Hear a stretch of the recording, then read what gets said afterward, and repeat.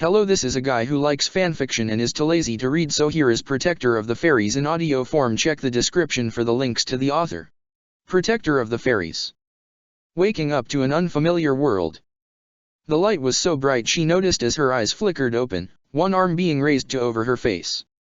Blinking rapidly as her eyes tried to get used to the influx of light from above, she turned over to her side while releasing a small groan, wishing she could just go back to sleep. Pulling at the covers she felt around her, she tried to pull them over her head until an odd thought made her pause. When had she been sleeping? It was definitely odd. She didn't remember going to bed. In fact, she doubted she had gone to sleep at all. What had she been doing before this? Her memory was hazy as she tried to remember. She had been fighting? Somehow that rang a bell, but it didn't seem to give her any clue of what had been going on.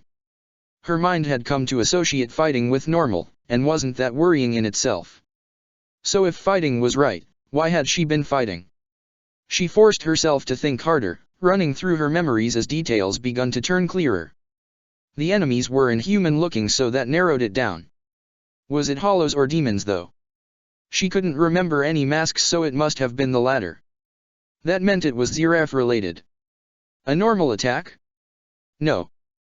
The pieces were becoming clearer. She had been at their base. There was a battle. Thousands had gone with them, prepared to hold off the hordes of demons present to buy them time. Time to do what though? Destroy the base? Destroy Ziraf? It wasn't any of those. They didn't sound right. Then perhaps. Yes, she remembered. The resurrection system. They had been trying to destroy it. She even remembered being there as Kisuk planted one of the charges. But then. There was a demon, right? Kyuka. That was it. The demon that had appeared and fought her and Nozomi. Who had gone on to defeat her friend, almost killing Nozomi, before chasing after her as she tried to pull the demon away. They'd fought and she could feel her body shivering as the memories flooded back. Pain. There had been so much pain. But nothing compared to the pain she felt when her spine had been broken by that demon. It had been agonizing. It had been unlike any pain she had ever felt. And then it all had vanished when she had used her modified version of her legendary spell. The pain had vanished, but then so had everything else. She hadn't been able to feel the ground she was touching nor the sensation of the air against her skin. Her body had healed, again and again as she and that demon clashed, and each time she knew she was being hurt. But she didn't know to what extent. At least not until near the end. Help must have arrived. She was sure she hadn't been in a good state, but she remembered now why she couldn't remember anything beyond that. She hadn't been conscious past that point. She must have collapsed and fallen unconscious and brought back here. Glancing down at her body, she pulled the covers back a bit to eye the lack of bandages or signs of wounds across the top half of her body. Nothing, not even a scar. Definitely some high-level magic's work for sure. She was sure some of the injuries she had taken would have left a larger mark otherwise. She didn't even feel any pain from her spine as she begun to twist her body a bit, relief setting in at that. That relief begun to dim slightly when she noticed her legs. While her right leg still looked fine, her left leg looked off. That was the only way she could describe it. On the surface it appeared to be mostly fine, and would likely seem to be its natural state to everyone else. But she knew her leg, and it looked different from before. Ripping the covers off and then carefully swinging her legs off the bed, she paused for a moment before lightly pressing down onto the ground. Using her hands, she slowly began to push herself up before managing to get to her feet with one hand resting against the bed rail. She still felt weak. Was this exhaustion from the battle? She began to take a step forward with her right leg, feeling confident for a brief moment as she then moved to take a step with her left leg. That turned out to be a mistake she immediately realized, her body crumbling under the strain before she managed to catch herself against the edge of her bed as she hit the ground on her right knee. Ow! That hurt more than she was prepared for, but luckily it only felt like she had bruised her right leg in that fall. Glancing at her left leg, she couldn't help but stare at it oddly for a few moments before beginning to slowly move the limb and try and get back to her feet.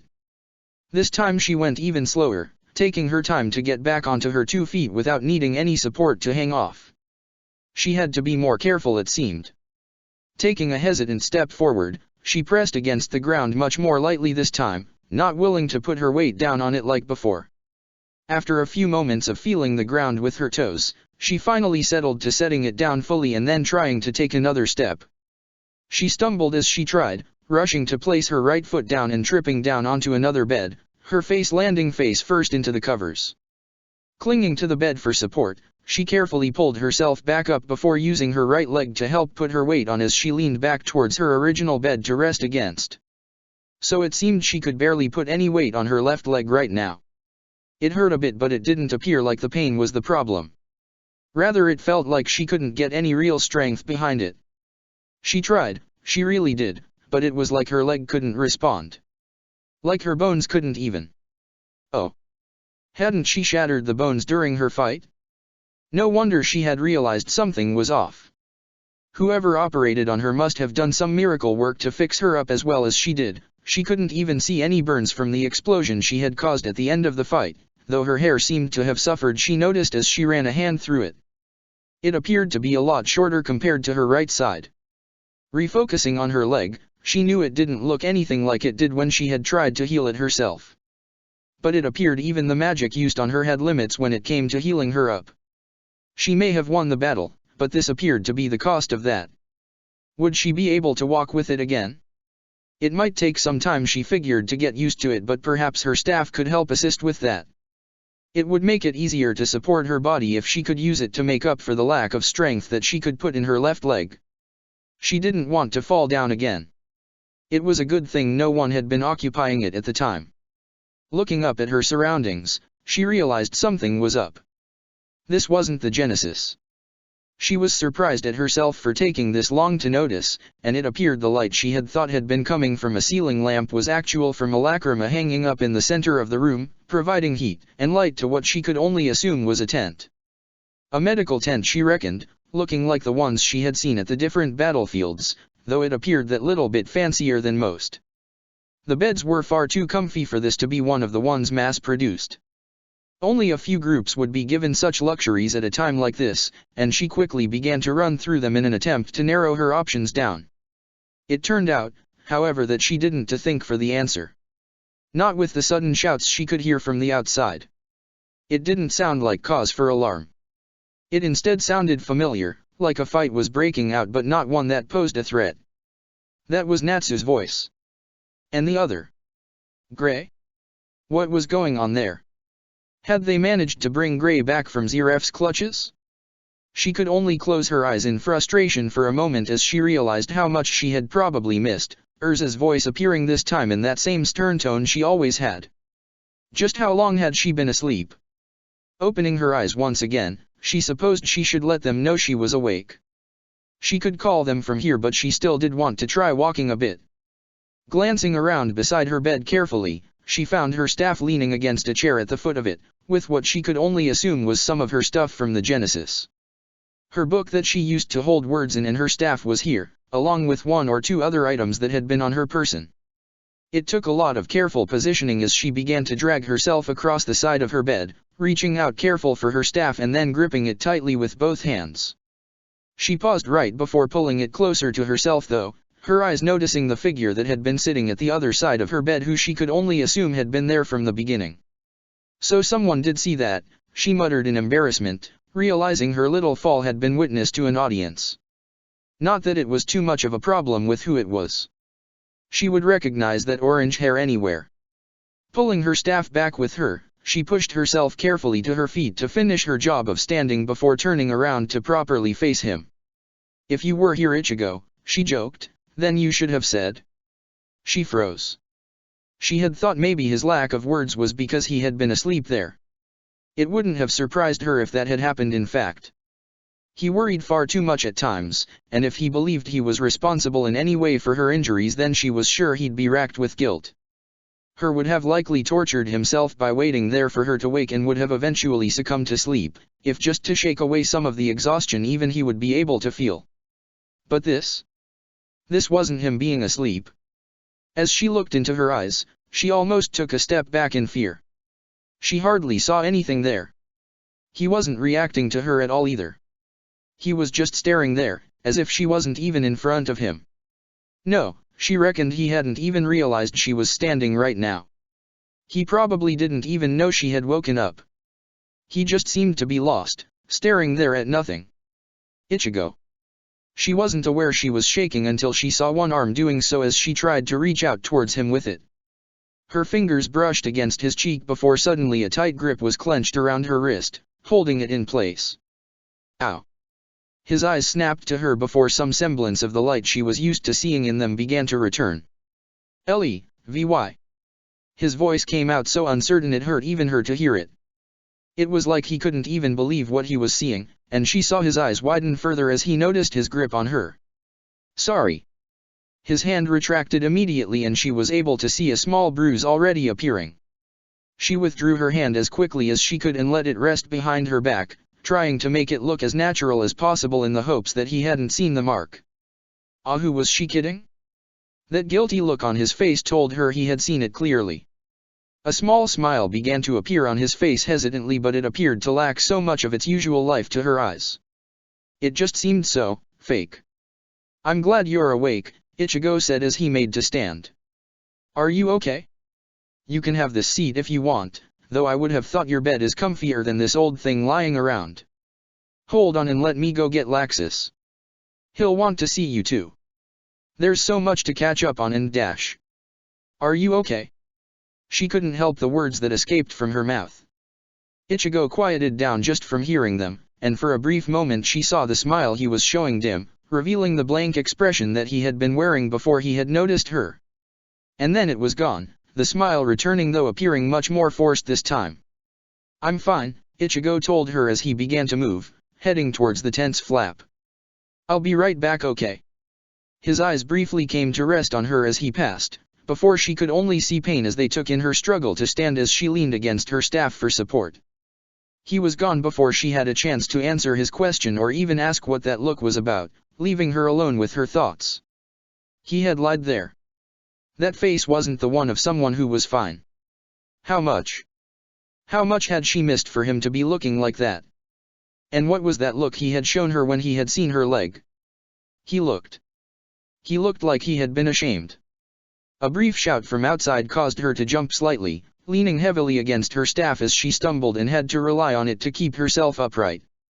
Her leg still felt too weak though, so she carefully let her grip slide down the staff as she dropped carefully to her knees to rest for a moment. Some more noise came from outside, and she turned just in time to see the larger form of her other friend dart through the tent's entrance. Levy. And then she was pulled into a large bear hug, lifting her off the ground as the man before her gripped her like his life depended on it. She couldn't help but chuckle at the reaction of Laxus, the man slowly setting her back down, this time so that she was sitting back on her bed. What are you doing? He asked worriedly, looking down at her as if she would break apart into pieces if he wasn't careful. You still need to rest. Don't try and walk around just yet. I'll keep that in mind, she said back in amusement, letting her staff rest against the bed before settling back into it. I feel better but my leg's giving me some trouble. It would do, Laxus muttered somberly. I'll get Kisuk or Wendy to come and give you an explanation later. They operated on you. Saved your life in fact. My life? Wait, did you say Wendy? She's here. Laxus nodded, a brief smile coming to his face. And wait, wasn't that an eye patch? Why was he wearing that? Ichigo and the others got her back. Went through one hell of a mission to do so, but they came back with her. And Kelia too. Both of them helped heal you back to full health in fact, though Kisuk was apparently crucial in stitching you back together. His words, not mine. I guess I'll have to thank them all later on, Levy said gratefully. Still, I'm glad Wendy's alright. How long have I been asleep for? A few days. Laxus struggled for a moment before he seemed to swallow his doubts and resigned himself to saying the truth. Around a month. A month. You were in critical condition, with no able to save you at the time. Kisuk had to put you in some kind of kit that put you in suspended animation. Kept you alive until they could retrieve Wendy, which they only managed recently. Laxus paused for a moment, glancing briefly to one side at the tent's entrance before lowering his voice. The others. They don't know how serious it was. I've asked Wendy and Kelly not to mention anything, and I know Kisuk won't, so I'd appreciate it if you wouldn't either. The others in the guild didn't know. I couldn't worry them, Laxus muttered. Natsu knew not to say anything either. It wouldn't help them to know you were stuck between life and death, so we just held off saying anything. Let them believe you were fine. And now that you're fine, I'd rather not have to deal with them all mad at me for not keeping them in the loop. Only if you tell me what's up with that eye patch, Levy muttered, still looking at it oddly. A new fashion statement. This. Laxus chuckled awkwardly for a moment, one hand resting against the eye patch covering his left eye. Well. You sure want to see this. Laxus, what happened? Laxus sighed before slowly pulling part of the eye patch up, just enough to reveal the empty socket beneath it. At her gasp of shock he let it fall back into place, ignoring the look of horror she had presently. He knew well enough to know that horror wasn't a slight at him and instead at the fact someone had inflicted such a wound against him. Acknowledge happened. During our battle, he had Natsu and I practically helpless before him. He ripped out my eye during that time. And after that. There's more. Laxus nodded, slowly bringing her attention to the long coat he wore when his right arm began to move beneath it. She could see the long sleeve of his right arm begin to fall back a bit as he raised it higher, pulling some of it back himself with his left hand until a set of claws became visible where his fingers should have been. That's Laxus. Dragonification, Laxus whispered. The others don't know. I don't want to worry them more than this war does already, especially when I can't do anything to stop this. It goes all the way up to my elbow and then. Well, it's more like energy then. The scales continue again a bit below my shoulder and have started encroaching onto my chest. When I don't fight it generally is slow to do much, but every time I use magic it spreads a tiny bit more. When did this happen? Acknowledge again. Before this, to save my life Kisuk turned me into a true dragon slayer by releasing the magic in the dragon slayer lacrima in my body into my actual magic core. And then when I fought Acknowledge, I was so desperate for power to save Natsu that I guess I went a bit too far. I might have been able to stop this entirely if I had my arm severed, but this power is necessary. Shaking his head swiftly, Laxus shoved a smile on his face before adding, enough about that though. I'll live with my choices like I always have. Now you must be starving. Want me to get some food for you?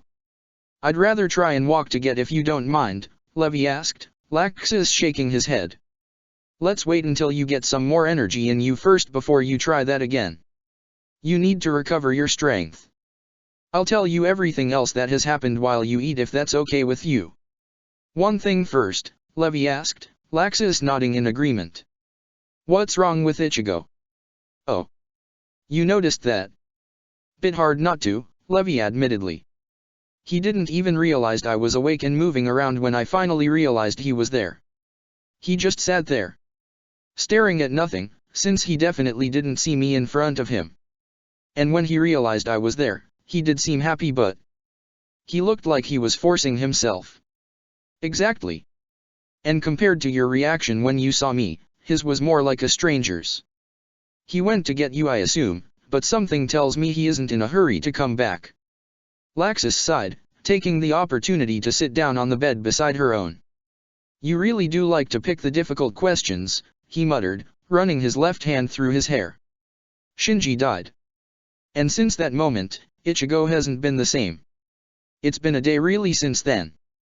Nozomi found him in Hueco Mundo but he didn't say a word.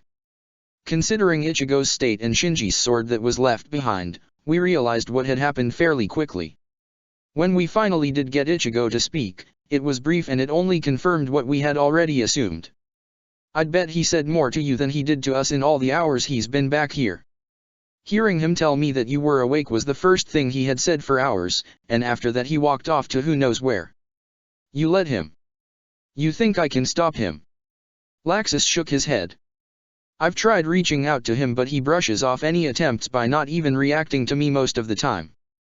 The few times he is aware of what is going on, he keeps his distance. I'm not going to stop trying but I'm not sure I can reach him right now. I'll help, Levy stated. He's got to be hurting right now. Knowing him, he is most likely afraid to come too close to us after seeing Shinji die, afraid of the same result. God, I hope that's all it is. You don't think it is? Levi asked, tilting her head slightly. Was there more to this? What else had happened in that month she had been absent for? What's happened? A lot, Levi. A lot. And this time I'm worried he may not be able to recover from this if we don't reach him soon. Mest is actual certain of it. Mest is? But that means. There was only one reason why Mest would be so certain on this. One reason only. Exactly. Where Ichigo is right now, Mest thinks he's a single step away from breaking entirely. Because he said this is the same face he'd saw so often in the future. Protector of the fairies. Ow ow ow. Please bear with it, Kelia said as she forced Yuzo to stretch her body, turning the girl from side to side and giving her clear access to apply her healing magic to anywhere that seemed to be causing the girl pain. I'm almost done. All right, Yuzo muttered quietly, bearing with the pain for a bit longer until Kelia finally brought her hands away, the faint glow of her magic vanishing. Letting out a sigh of relief as the last of the pain dulled down until she barely could notice it, she dropped her arms and moved to pick back the simple shirt she had been given to wear over her chest. She wished she could have worn some of her old stuff, but it was difficult to get a hold off after most of it had been ripped away during her operation. As she buttoned up the shirt, she paused for a second or two as her eyes came to rest on the dark and ugly scar across her chest, the point at which the energy that had been in her body had exploded out from like a bomb. The pain had been unbearable, and she wasn't sure how she had managed to focus enough to call forth a soul that could help her. But she had managed it, using the soul and the magic it had to cling onto life for just a little bit longer until she had been found. Unable to bear looking at the scar any longer, she hurried to hide it away behind the shirt. It was an ugly reminder of her experiences with the Quincy. Of the monster that had been her mother, and finally the price she had paid for trying to be brave and fool Wywak. Magic failed her. She could barely keep a solid grasp on a small amount, and she could feel almost nothing within her body. She was sure she might still be able to make a bow if she took her time, but there was no way she would be able to make arrows rapidly to fire like she used to. Nor did she believe she would even be able to fully use the power of the Wraith again either.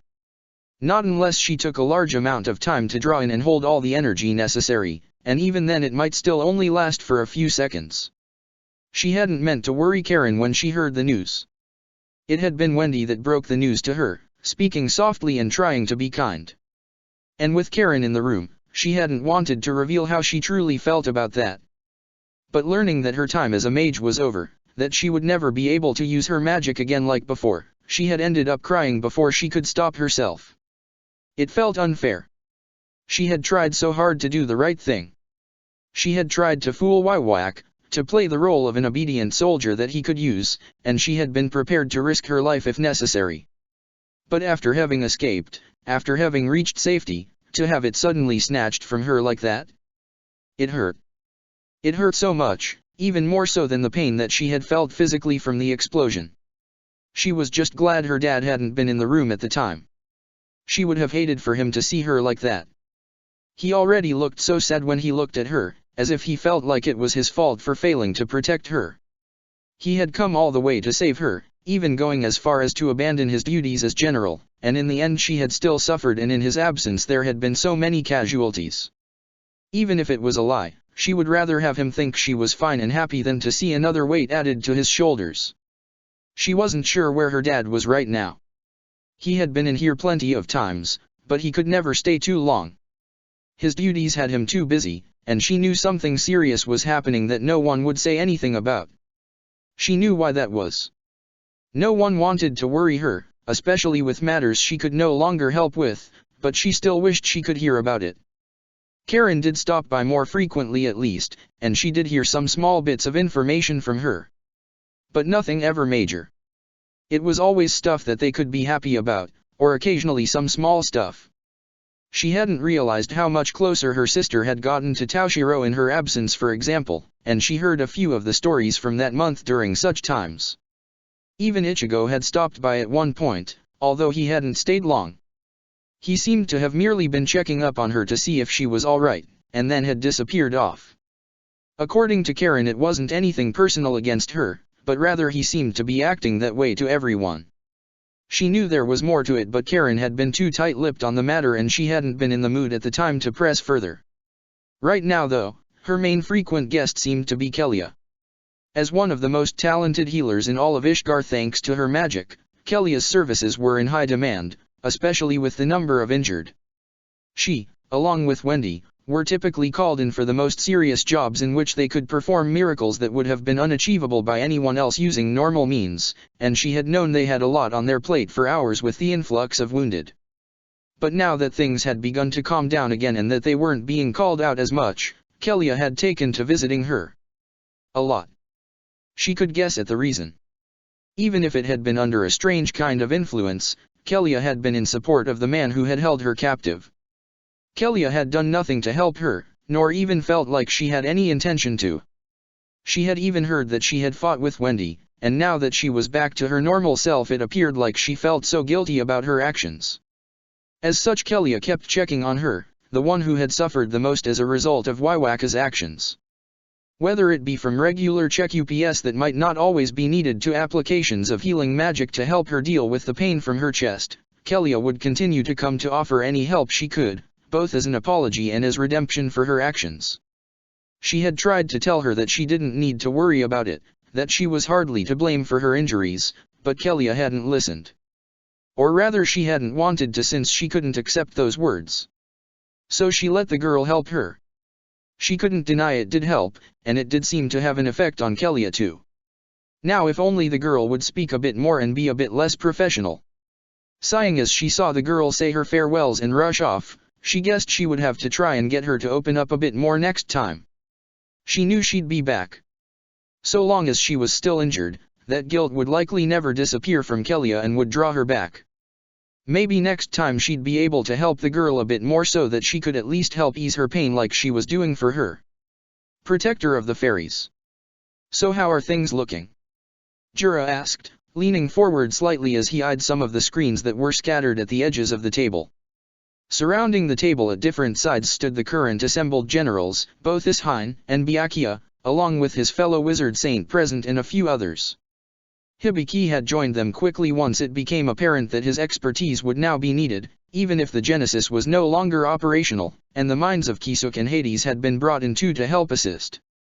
Finally there was Toshiro, representing the others from the Genesis, who had made a push on Baragan himself, Laxus, who represented the strongest group of mages from the recent battle, and Mest, who was most familiar with the dangers any future situation might take if it ever rang a bell to him. Is this the hollow force remaining? This is them, fully accounted for, stated Hibiki as he began pointing at the areas around the map. We've managed to push what little remained out of the barrier, after decimating those within, and those outside suffered greatly when we detonated the Genesis in their midst. As it stands, the number of hollows remaining is below 5,000. I'm amazed that many had the foresight to retreat, Byakuya muttered. Is this how many that remain as a unified force, or the total number that includes those that fled? Those that remain, unfortunately, said Hibiki with a sigh. But those that fled are unlikely to return. If we win this war we may have a larger hollow problem than before, but they are hardly likely to be this organized again. And we've decimated their power structure too. Not only here but at their base too. Ah yes. The secret assault, Byakuya stated, glancing at Toshiro as he made his jab. And where are the others right now? I would have assumed more would have turned up for this meeting. Cut them some slack, Toshiro snarled back. You saw what Ichigo was like. And you want him to give a report on what happened when he's still grieving. And Miss Dogen. He's. Toshiro struggled for words for a moment before turning to the only other man in the room who could help him right now. Meeting his eyes, Mest let out a reluctant sigh before speaking. Miss Dogen is gone, Mest stated, ignoring any issues around the matter. As it stands, the person who now occupies that body is Jalal himself. Is he a threat? Kisuk asked, Hades in the corner listening in carefully too. We do need to know whether we can count on him in a pinch or not. How should I put this? Running a hand through his hair as he tried to think of a good way to explain the matter, Mest eventually settled for saying it as simply as possible.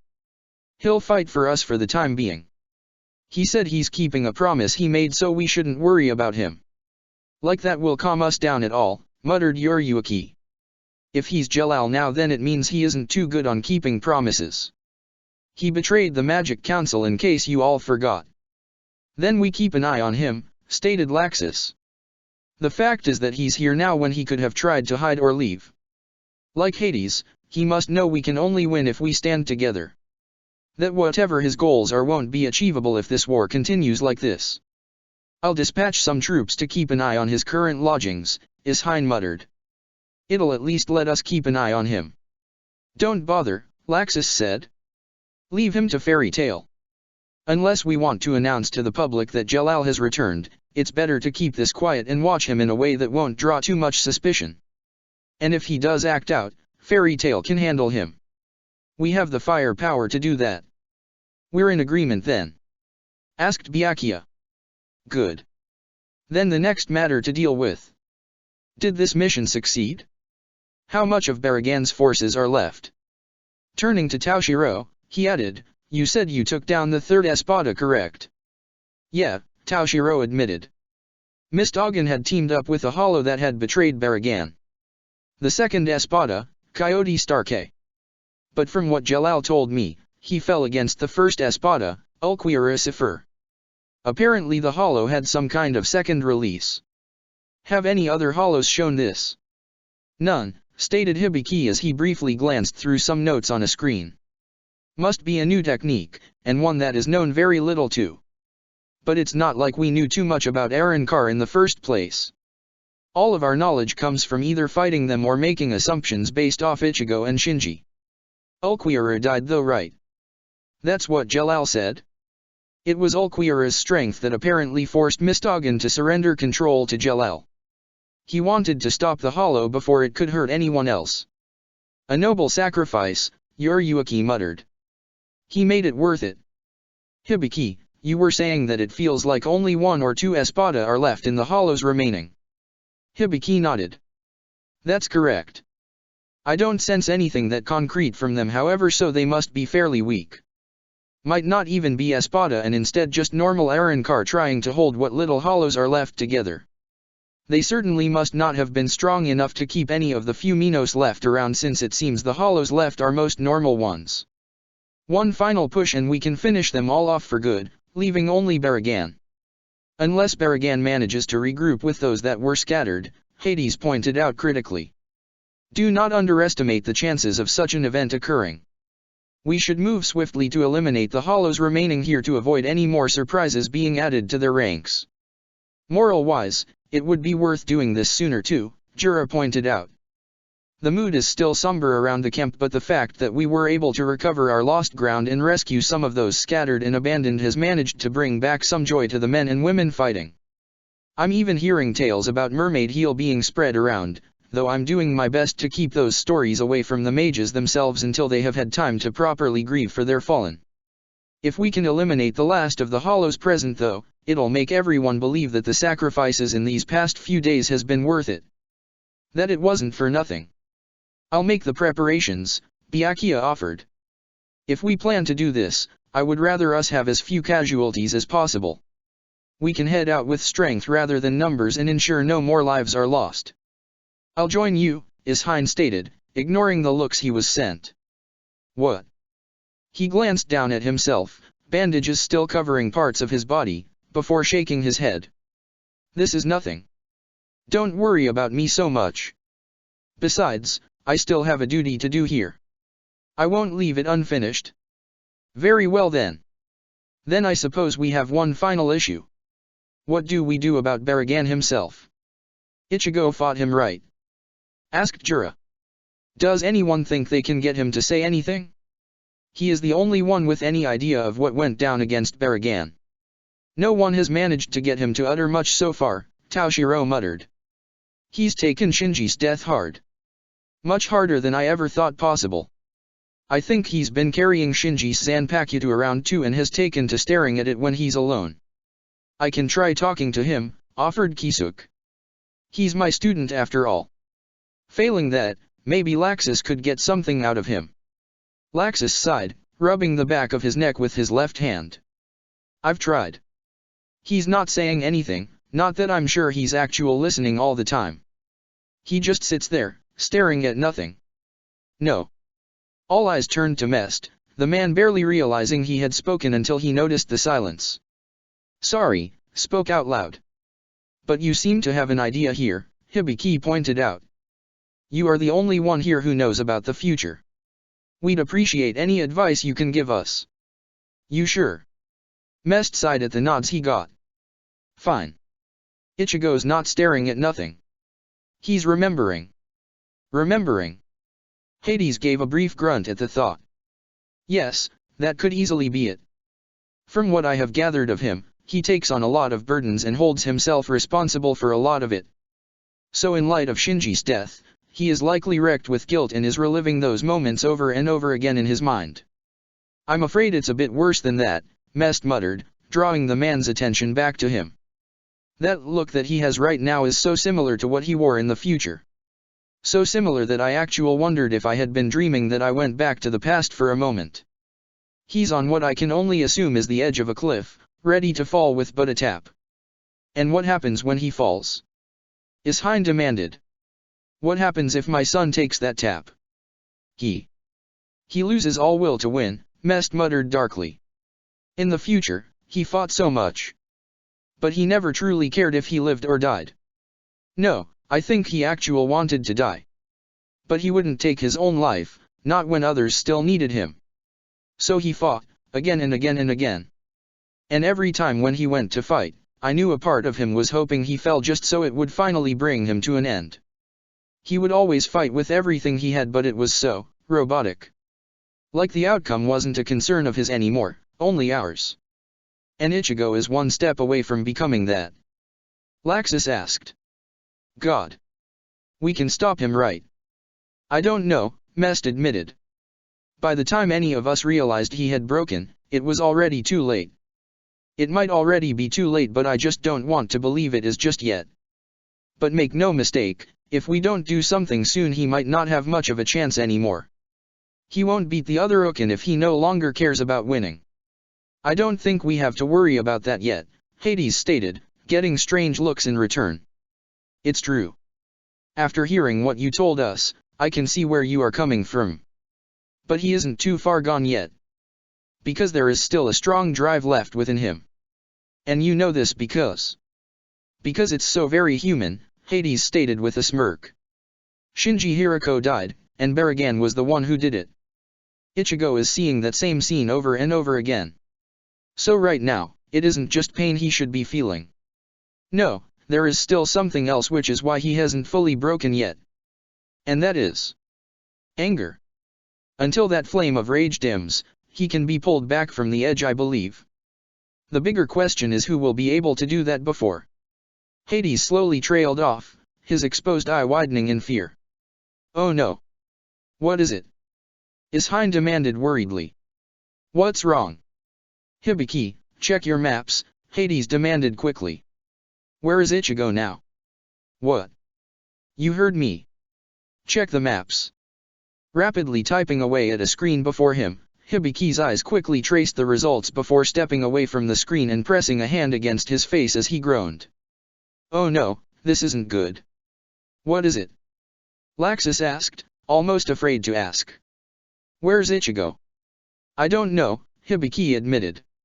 He's gone. Just gone. Protector of the fairies. Pain in the darkness. Are you listening? Ichigo asked the hollow in front of him, its limbs held to the ground by oversized blades.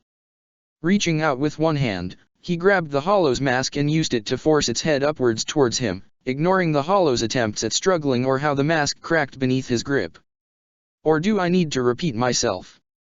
Attempting to lunge forward, its limbs pulling the swords out from the ground as it brought out the last of its strength, the hollow opened its mouth wide and attempted to bite down on Ichigo's neck. Before it could, Ichigo pulled down on the mask harder, ripping it from the hollow's body entirely and letting it crumble away.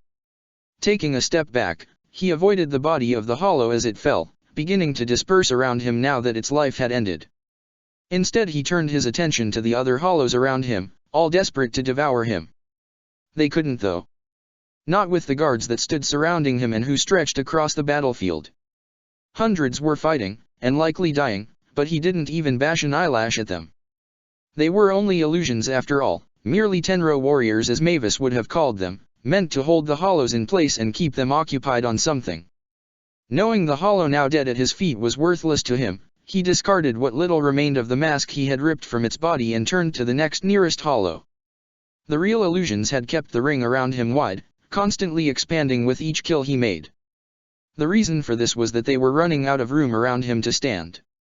There were too many swords sticking into the ground from where he had used them to pin the hollows down, and though their bodies may have disappeared, the blades still remained. It never even occurred to him that he could simply dismiss the swords yet. He was far too focused on moving from one hollow to the next until he found one willing to listen and obey his message. "How about you?" Ichigo asked as he turned towards the large bug-like hollow close by. Before it had a chance to respond, he was right before it, the larger blade of Zanjutsu swinging up and severing its right arm from its body. It instantly tried to fly up higher, having thought it was safe at its current height before, but he wasn't in the mood to let it run. It barely had moved a few feet before he appeared behind it, slamming his left fist down at the hollow and sending it crashing towards the ground. He could have dealt more damage to it if he was willing to draw the smaller blade of Zanjutsu, but right now he didn't need that. Not when the hollows were all this weak against him. Landing on the ground beside the hollow, the circle of illusions around him having to push back further and lose some of their numbers to the hollows as they tried to give him more room, he watched for a moment as the hollow tried to stand before letting a version of his fake Zanpakuto to form in his left hand in a reverse grip. With one swift move he stabbed it down into one of the hollow's legs, pinning it in place before moving around to the front of it once again. Unlike the last hollow, a large muscular one with its own strength coming from its size, this one needed far less swords to hold it in place. Kido could have worked better than this crude method. He knew that, and knew that he was wasting time doing this one by one. But he couldn't bring his mind to care. Right now, this method was what he believed had the highest chance of bringing about results. Kido wouldn't cause the hollows any pain. This method would. Coming face to face with the hollow, he grabbed it by its mask and began to pull its head up to meet his eyes. At the same moment the hollow tried to strike, swinging out with its left arm in the faint hope of swatting him away. He just let it hit, allowing the hollow to see just how useless it was when the blow didn't even cause him to move. Then, before it could pull its limb back, he released his grip on his sword and reached out to grab the hollow's arm by its elbow, exerting his strength freely and ripping it from the hollow's body. "Do you have any more tricks to try?" Ichigo asked, having never once taken his eyes off the hollow's mask. No. The hollow looked scared if anything. He supposed that was good, but then quite a lot of them had shown such an expression so far against him. He wondered what scared them the most. Was it his actions? The show of strength he was putting on? The death count from the number of swords still surrounding him? Or maybe it was his face. He couldn't quite tell what expression he was making right now, but he was sure it wasn't a pleasant one with the anger and pain he still felt. Still, being scared wasn't enough here. Other hollows had been scared and yet none of them had given him what he wanted yet. Because as much as he might be terrifying to them right now, there was another they feared more. The one hollow not here, and the only hollow he was actually bothered about. "Shall I ask you this time?" Ichigo asked, forcing the hollow to keep its eyes on him as he spoke rather than letting it look for a way out. "I only need one of you to take a message for me. That one gets to live, so you should see it as a fairly good deal on my part." That was a lie. The hollow that took his message wouldn't live. If they took his message, they would die soon after. Baragan would never let them leave afterwards. "Are you willing to listen?" he asked again, noticing how the hollow seemed to struggle more as his grip on the mask tightened. "I want you to take a message to Baragan for me. It's fairly simple, I'm sure a hollow like you can do at least that." "Well? Are you willing to do that for me?" The hollow made one last desperate attempt for freedom before he was forced to realize this one was no good, ripping its mask off in one swift pull. Reaching down for his discarded sword as the hollow's body began to vanish, he was forced to look at the facts. This wasn't working. Not as a way of getting a message out, and certainly not as much of a stress relief. The anger and pain he felt wasn't disappearing. He stood there for a moment as he brought his sword up to rest on his shoulders, eyeing the other hollows around him with a blank look. None of them were doing anything to help this pain lessen. He had hoped that perhaps killing them, eradicating the last of the threat they posed while taking his time to find one willing to take a message to Baragan, would have given him some peace. Some vengeance. But it was no good. He still felt just as angry as before, the very thought of that causing him to tighten his grip on his Zanpakuto in frustration. None of this was changing anything, so it was time to simply mop up the hollows here. Before he could do so, however, he turned his head towards the small blast that occurred in the distance. That looked like a whirlwind of some kind, the winds picking up higher and higher. He could feel it even at this distance, and whoever the hollow was that was causing it was blowing away the Tenro warriors trying to keep it in place. A hollow with that much strength still. It wasn't strong by any means, its power was nothing compared to the hollows he had seen at Baragan's base. And it certainly didn't feel like it was strong enough to be an Espada. But it definitely felt strong enough to be either an Arankar or a low-level Ajichis. Judging by the fact he was only sensing this kind of power from it now, he suspected it was most likely an Arankar that had released its true power. It was different from all the other hollows as a result. This had to be the one who had managed to give them some form of leadership to keep them here.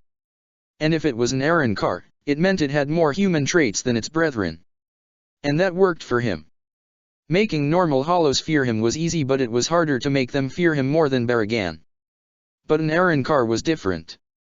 It wasn't a normal monster, it was one that possessed human-like qualities. Which meant it could be reasoned with far more and was far more willing to understand how far he was willing to go to make it listen. And it was also far more likely to betray its master if it meant getting an escape from that pain. At the same time, it was also more capable of lying, of tricking and fooling him, but he doubted it would try that. Because if it did, he would just come back after it. Charging forward before the Tenro warriors had time to react to his thoughts, he broke straight through their lines and into the mass of hollows before them.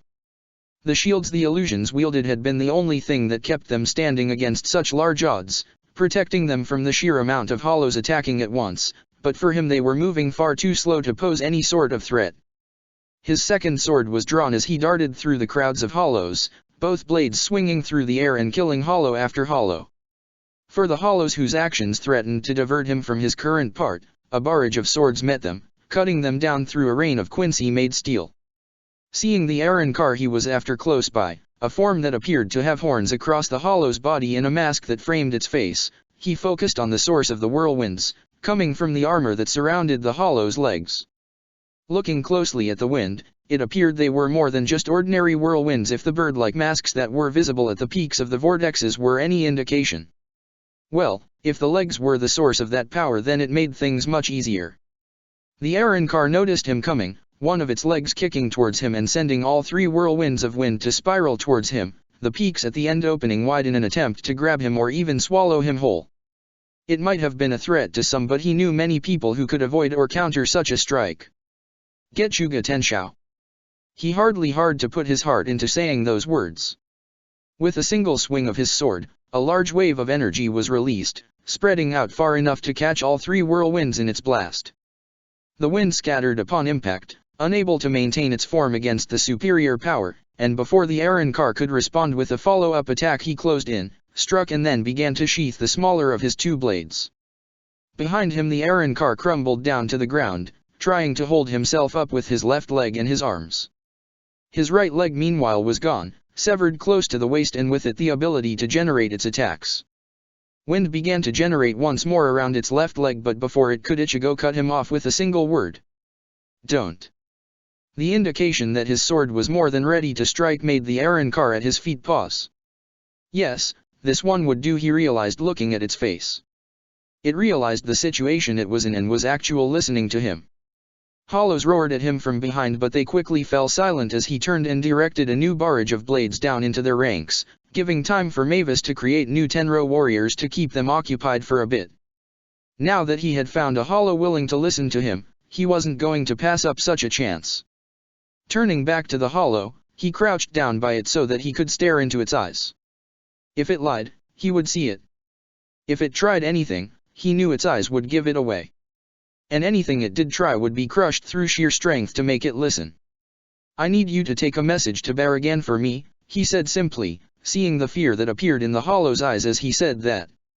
"You Hollows seem desperate to not take any messages to him from me. I would have hoped one of you would have been more willing after how many of you I've killed."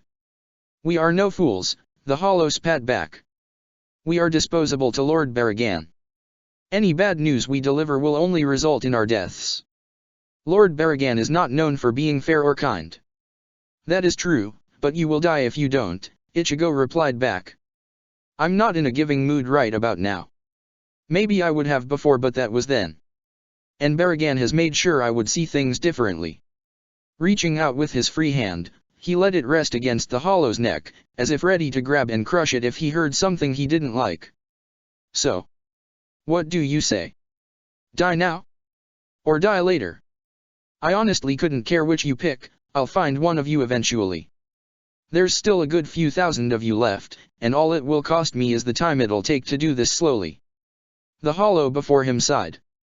That wasn't a rejection. Perhaps this Hollow would be the one this time. "Dordoni." He shot the Hollow a confused look.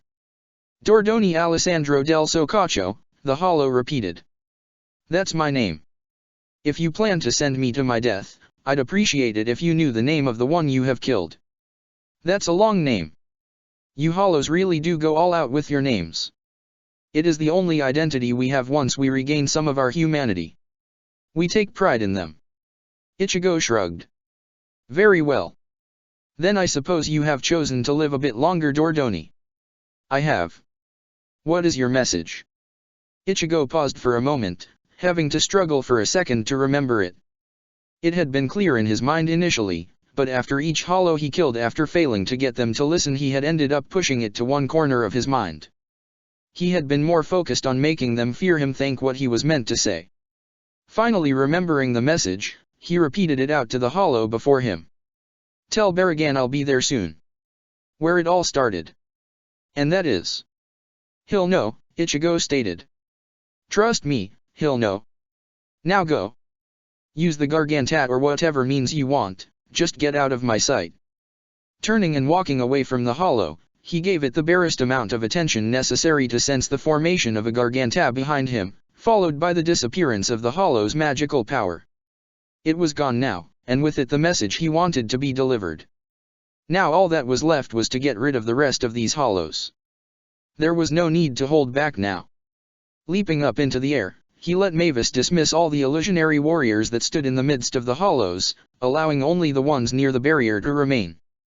Those guards only had to ensure no one else interfered without him knowing, and since they had decided to leave this matter to him, he was free to do as he wished now. Bankai. He let the energy released around him before immediately halting his Bankai before it could take shape, letting the massive amount of magical power linger in the air. He thought he had heard something break nearby, sounding like glass to his ears, but nothing obvious appeared to be the source to his eyes, so he ignored it. Shaping the gathered energy like before, he drew it back towards him and allowed it to surround his body, cloaking it in the dark mass of energy. There was no need for the head to be covered anymore though, not when the truth about this Bankai was out there, and so the extra energy merely joined the mass of energy in the sky above, darkening it until it resembled night. It was hard to form the cloak. It was only natural. Without the old man, this was not as easy as it once was. He had to carefully pull it all in by himself, relying on his Edala's self to handle the manipulation of the energy around him. Once it was shaped, however, he only had to allow the cloak to spread out and for swords to begin to form within its reach. There were two ways to end this battle quickly considering the numbers. The first would have been to fire wave after wave of energy, utilizing the destructive power of his Getsuga Tenshou. This was the other, gathering up dozens of blades and holding them within the cloak. Fire! All blades shot forward through the air, slamming into the ground where he was aiming and tearing into the Hollows' bodies. Whether they pierced their masks or tore apart their bodies, the result was fine to him. This wouldn't be enough though. More blades formed and more fired. Again and again he repeated this process, trusting in his Edala's self to keep him fueled with magical power to do this so repeatedly. It was taking far more barrages than he wanted, a side effect of not having the old man. Compared to him, he couldn't produce as many swords as easily and hold them in place like this. But he still knew the principles to replicate it. This cloak was his bow, and these blades were his arrows. That was the core of it. Even the barrage was similar to a Quincy technique known as Lichtregan, meant to fire a large mass of arrows at the enemy to cover a wide area. He supposed he could have made the barrage more effective if he charged the blades up with energy like he had done in the past, unleashing an explosion with every blade that hit, but he wasn't worried about having to crush the enemy at a certain rate or having to deal with troublesome enemies. And at least this way he could make sure there was less of a risk if anyone from his side did accidentally get too close. Eventually there were no more hollows left, despite their attempts to fight back and make it to him. He even missed it when they finally ran out of numbers, having been more occupied with preventing any from running and shooting them down before they could make it to open Gargantas. They had all fell in dozens until all that was left was a mass of blades sticking out of the ground, the bodies of hollows fading from where they had been skewered by blades. Dropping down to the ground, he let the energy cling to him for a bit longer as he looked around. It looked like part of the barrier was dropping, rune knights beginning to exit. Were they coming to check to ensure no hollows remained? He could sense familiar magical powers in that mess, so they would be safe regardless if any hollows had survived. Not that any had. He had made sure of that. Still, he couldn't afford to stick around. He had to hurry up and leave before any of them tried to stop him. He had told Baragan where to go. Now he only had to wait there. Going so soon? An oddly familiar voice sounded behind him before he could learn, forcing him to reluctantly turn his attention over to the man to answer him. Yeah, what about it? He frowned as he took in the man before him, realizing why he had found that voice familiar. You're on the Fiori War Council. Ichibe something, right? Ichibe Hyusub, the bald monk corrected. You should pay more attention to the names of those that tell you them. Names are very important things, you realize. I'll try and remember in the future, Ichigo said as the energy around him dispersed itself, his body absorbing what it could to replenish his strength. Now if you don't mind, I need to go. To fight Baragan, right? Ichigo paused mid-turn at Ichibe's words. Yes, I know what occurred. And I know what you told that hollow. How? I didn't even sense you. Ichibe chuckled. You are not the only one with means to avoid detection by other Ukin. Though yours is very different to my own. Glancing around the battlefield for a moment, Ichibe allowed a thought-filled look to cross his face before he turned back towards Ichigo, eyeing Mavis as she appeared with interest. I see. A prophecy indeed. I'm sorry. Just an old tale I was told by my allies, Ichibe stated in amusement. Years ago, my allies had a man come to them who requested for them to work together for the future, and gave them a warning about what would eventually come. Those words referred to a man who is never alone, a girl who clings to one she chooses obsessively, and the mountain of blades left in their trail. Extending a hand out towards the battlefield, Ichibe chuckled. I guess we finally found the latter for certain. We already knew the first part referred to you and Mavis, so we've been watching you in preparation for when this day would come. You've been watching me? For what purpose? To stop me. No such thing, Ichibe said, not at all worried by the sword being raised towards him. But here is not a good place to talk. The seal I put up to keep us hidden was broken when you released that power of yours. Ichigo frowned. So that's what that was, he muttered. You were muting my magical power to the others. And your actions here, Ichibe clarified. I decided to allow you some privacy, but it kind of went awry. I'd rather us leave before they realize we are here, and before any other Ukin realize what is going on. You're an Ukin too, Mavis stated, causing Ichigo to look between her and Ichibe in confusion. He hides it, Mavis explained as she looked towards Ichigo, but I can see it if I look closely now. The magic we disturbed in the air from our fight avoids him too unnaturally for it to be anything else but a result of his own actions. And he said himself that he also possesses a way to avoid detection by other Ukin.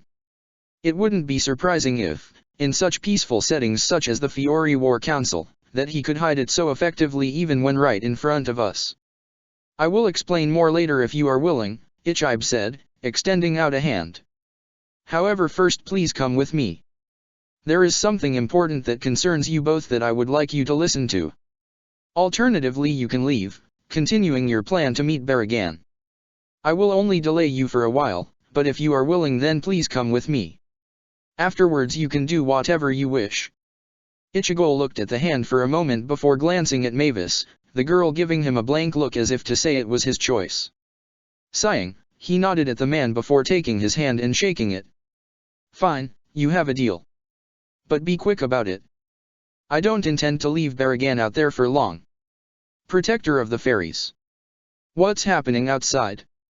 Nozomi asked, resting against the edge of her bed in boredom. You can at least let me have a look, right? At the side of her bed, sitting in a chair with his spear resting against its side, sat Mistogin, though to her eyes he looked like he wanted to be anywhere but here. She supposed it was only natural with the state that she had initially found Ichigo in. Mistogin had seen him too, and having to keep an eye on her to make sure she got rest and recovered the strength she lost from her time in that demon's illusionary world was a necessary need but not one he wanted to be in charge of ensuring occurred. She knew that he would much rather be by Ichigo's side at a time like this, especially with a death like Shinji's taking such a hard toll on him. Unfortunately there was little either of them could do. She had to stay here for another few hours, during which a doctor would come round to make sure her body was digesting food again properly after her small period of starvation when she had to ration her supplies more carefully, while Mistogin was occasionally being checked up on to ensure he was recovering from his fight well.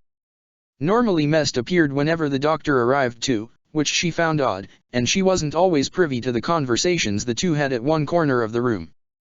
Her curiosity sometimes had her try to listen in, but she always got distracted again by the doctor's questions as they assessed her condition and tried to make conversation. She wished she knew what was bothering Mistogin so much, but he was being awful quiet most of the time, ending most of their conversations very quickly with as few words as possible. She chalked it up to stress though, knowing he must be feeling the same pressure she was. Watching him as she waited for an answer, she saw him struggle with his words for a moment before finally responding to her. A fight, I presume. The commotion outside is too loud for it to not be something unexpected, but we'd know if it was the cause of an actual attack. There'd be more panic. Can I at least have a look? No. Nozomi sighed in annoying, one hand fiddling with the air beside it and letting her fingers rest briefly in a rip she opened in the air. No. I just want a little look. I'll be quickly there and back before you know it. Unless you see something that you decide is more important than rest. Which, considering your current state of boredom, is high. No. Well then what am I meant to do while I wait around like this? Nozomi asked in annoyance. At least give me your spear and let me do some modifications on it. I'm sure it needs some fine-tuning now that you've started getting used to it. I'm not sure that's dash. Alternatively I cannot listen to you. Spear it is, Mistogin muttered as he reluctantly handed over his weapon, letting Nozomi rest it in her lap. Hopefully that will keep you occupied for a bit.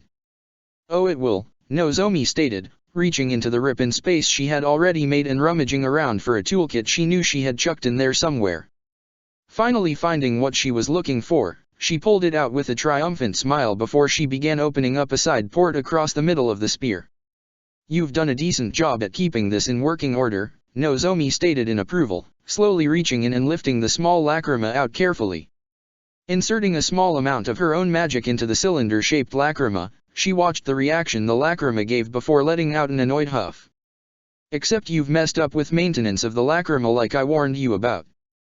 I told you not to stress this spear too much. And did you let someone else use this? No. You must have done, Nozomi muttered, tapping the lacrima's surface while giving it a curious look. The reaction is too tame. I would have expected more resistance from the lacrima to accept my magic, considering it should have only been accepting yours. Perhaps it's my usage of two different types of magic that caused the issue. Nozomi frowned. Maybe. Well, either way, this shouldn't pose too much of a problem for right now. Let me know if it becomes more difficult to insert magic into the spear. If it does, then I may need to do some modifications to this lacrima to reset it back to normal. Carefully placing the lacrima back into the spear and reattaching any internal components to it, she replaced the cover and glanced along the rest of the spear. I just wish you took better care of the weapon's external state.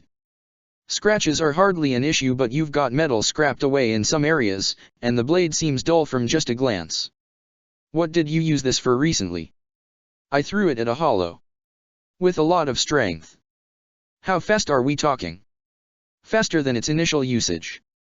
By far. No wonder, Nozomi muttered. I hadn't designed this spear for that kind of speed. Though in my defense, you weren't ever able to produce that kind of speed in anything you threw. Frowning, she glanced at him curiously. What did you do? It's hardly anything too impressive. I just realized my legendary spell had roots in my in Jalal's heavenly body magic and decided to try and take a risk to see if I could compress it down. It worked, but barely. Well, you should be a bit more careful in the future, Nozomi stated as she ran her hand along the spear's surface. It'll probably be able to handle one, maybe two, more throws at that kind of speed. I'll try and find a better replacement for you if possible, but it may be hard at such short notice. I'm just not sure yet what kind of metal might be able to endure that kind of strain just yet. If we have time. Yes, perhaps that could work. Was this what your dream world was like? Huh. Glancing up from the spear, she looked towards Mistoggen oddly. What do you mean? You mentioned about what that demon did, correct? He trapped you in an illusionary world. For him to contain you for so long, surely there must have been things there that kept you from wanting to leave. Am I wrong? I'm sorry, Mistoggen stated, seeing her silence as an answer. That was inappropriate to dash. It's fine, she said quietly. It's just. He wasn't wrong. That was the problem. There had been a part of her that hadn't wanted to leave. It was not what I expected, she finally settled on saying though. That world was unusual. Is that so? And what, if I may ask, did you see? Was it Edela's again? Was it you being able to research and develop tools like this? Or was it something else? The end of the war maybe? I know many of us desire such an outcome that we would welcome a dream-like world where it exists. It was the latter, Nozomi muttered. I was married in that world. Married? Mistoggen scoffed for a moment. She might have taken offense if she didn't know how odd it sounded herself.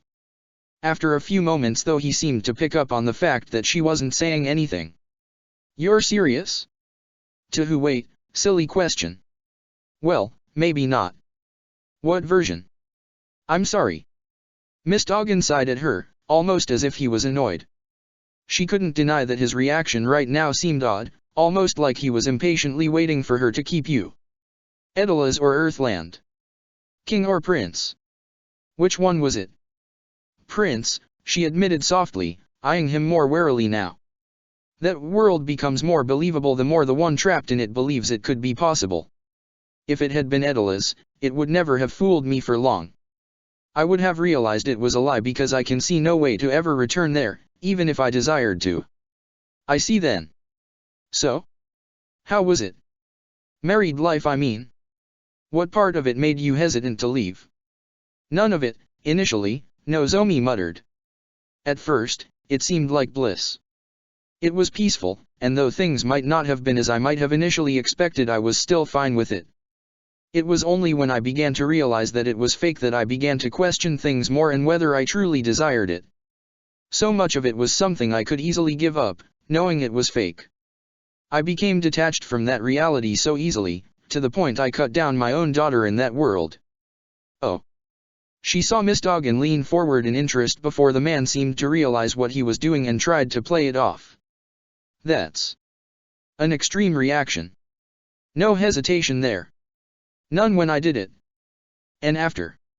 She was silent for a moment, remembering the scene playing out in her head. There had been a brief moment where she had doubted herself.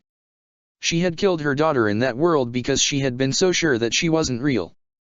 But while waiting for Yukio to show himself, she had doubted herself for a moment. What if she had been wrong all along? What if she had never been trapped in an illusionary world and had instead slowly gone mad?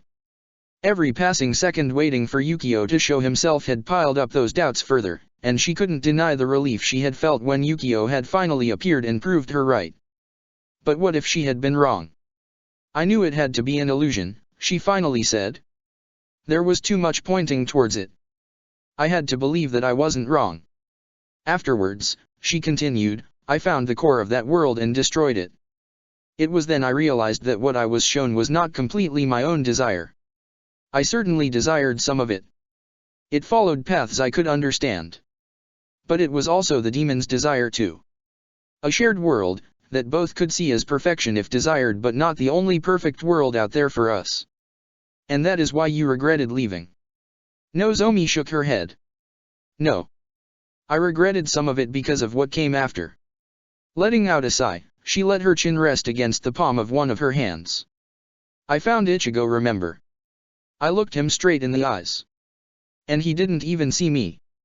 And then I realized that there had been one part of that perfect world that was wrong. Ichigo loved me in that world, Nozomi stated. Not as a friend, not as an ally, but as family.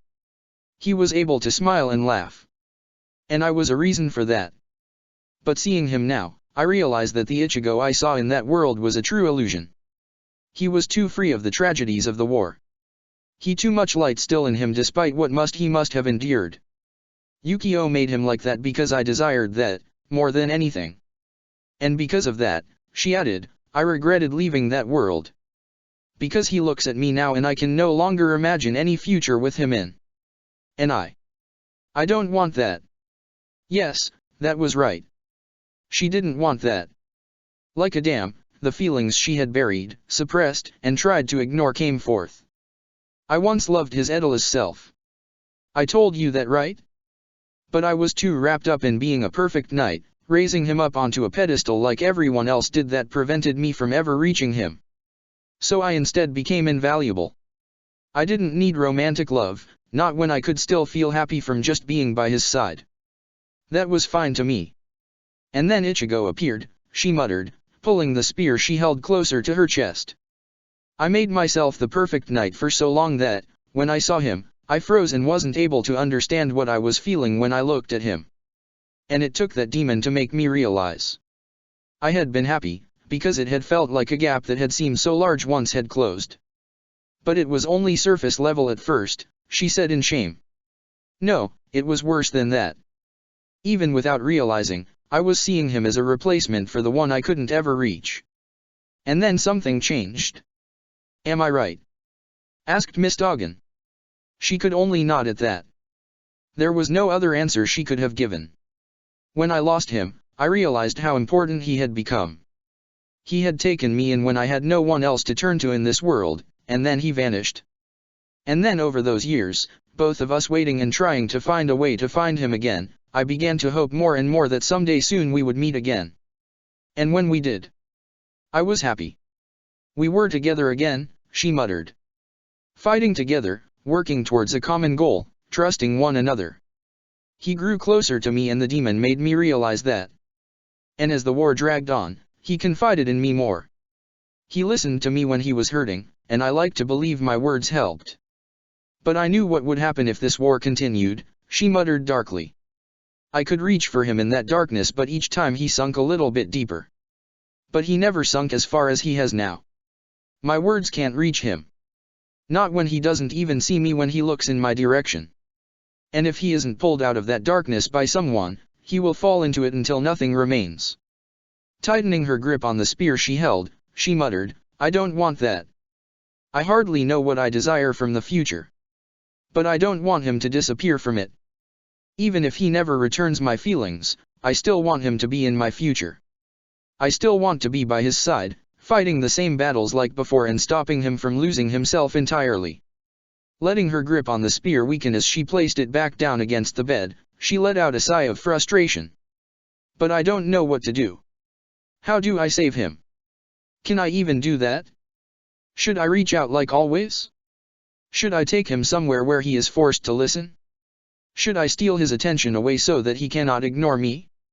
I don't know which will work, and I hardly have any time until he's gone. Then don't think. She frowned, looking up towards Miss Doggin to see the most serious look on her face that she had ever seen. Don't think, he said again, more forcefully this time. By thinking you are wasting time. You said it yourself, right? He confided in you before. Didn't he do that when you approached him after he was forced to kill those villages because of Zeref's actions? You already have the ability to make him hear you. So don't think, Miss Doggin repeated once again. There isn't time for that. When you're in darkness, it's unbearable. It feels like you're alone in the world. Like nothing else exists except you and your pain. It's never ending, it's constantly there, and you wish you could just die or give in so that it would end. But there is always a part of you that hopes. A part of you begging for someone, anyone, to still reach out to you. Pausing for a moment, Miss Doggin frowned before a soft smile appeared on his face, and as he spoke it was like he wasn't quite there but was instead lost in his imagination. No, it's more like you're waiting for that one person to reach out to you. It doesn't matter how dark that tower is, or how horrible the voices you hear are. If it's her, then her voice will reach you. It may be hard, you may not want to listen, but her voice is a lifeline that can reel you back in. But only. His smile dropped, and she could see how his expression seemed to morph to regret for a brief moment. But only if you hear them in time. No one can wait forever. Not in that darkness. Not in that pain. If they are too late, they'll be thrown away because their words will fall on deaf ears. In other words, you believe I have the answer to save him still, muttered Nozomi softly. I just have to do what I desire. It's all the help I can offer, said Miss Doggin. I cannot give you the answers. I do not know them. If you want to save Ichigo, if you can reach out for him, then you will already know the words to bring him back and to save him. I think I can understand, stated Nozomi as she glanced towards him, her grip tightening around the spear on her lap. You're giving me advice from the side of one who desires to be saved. But when it comes to my choices and actions, only I can know. Pretty much. They are your feelings, and he is the man you love. Whatever you say, whatever you do, only you know if it will work because only you have the experience that lead to you making that choice. Closing her eyes for a moment, she let out a sigh as she took in his words before realizing what she needed to do. Thank you for listening to me. You've helped make things much clearer now. I'm glad I could help. You're not Miss Doggin, aren't you? I was hoping you wouldn't realize that. Nozomi sighed again, trying to hide her true thoughts. Suddenly Evermove, the man beside her maid, was being eyed with fear. She had nothing to fear from Miss Doggin but Jalal. That was a different matter. Same. Unfortunately those experienced you described aren't anything Miss Doggin ever experienced. That's because they are mine. The Tower of Heaven leaves its scars on all that ever inhabited it. Even I hate that place, despite my intentions to use it. I see. It's a shame though. I was truly enjoying this chat. She had to move now. Jalal had managed to fool her into believing he was Miss Doggin for hours now. How many others would be able to tell the difference? How many would even be around Jalal enough to have time to notice them? She had to warn someone. And she had to stop Jalal in his tracks now.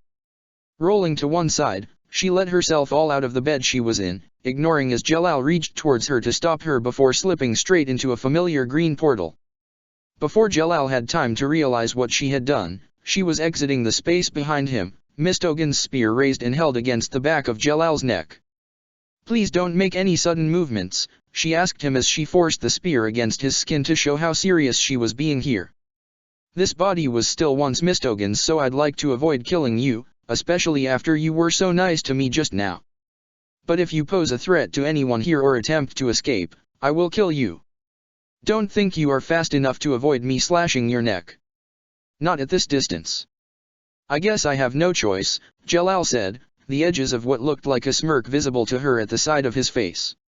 I yield, I yield. Call the mages around us in if you want so answers to back up my claims though. I am only here to help you all. That was the promise I made after all. Protector of the fairies. The silent observers of the world. I don't remember ever seeing this place before, Ichigo stated, staring up at the giant tree before him. Standing at the base of the tree, he had to stretch his head back to even get a glimpse of the top, high up near the clouds. I would have thought the Genesis had passed through this area once or twice during our travels, and this certainly wasn't there before. That's where you're wrong, Ichigo pointed out, an amused smile across his face as he approached the large door built into the tree's trunk.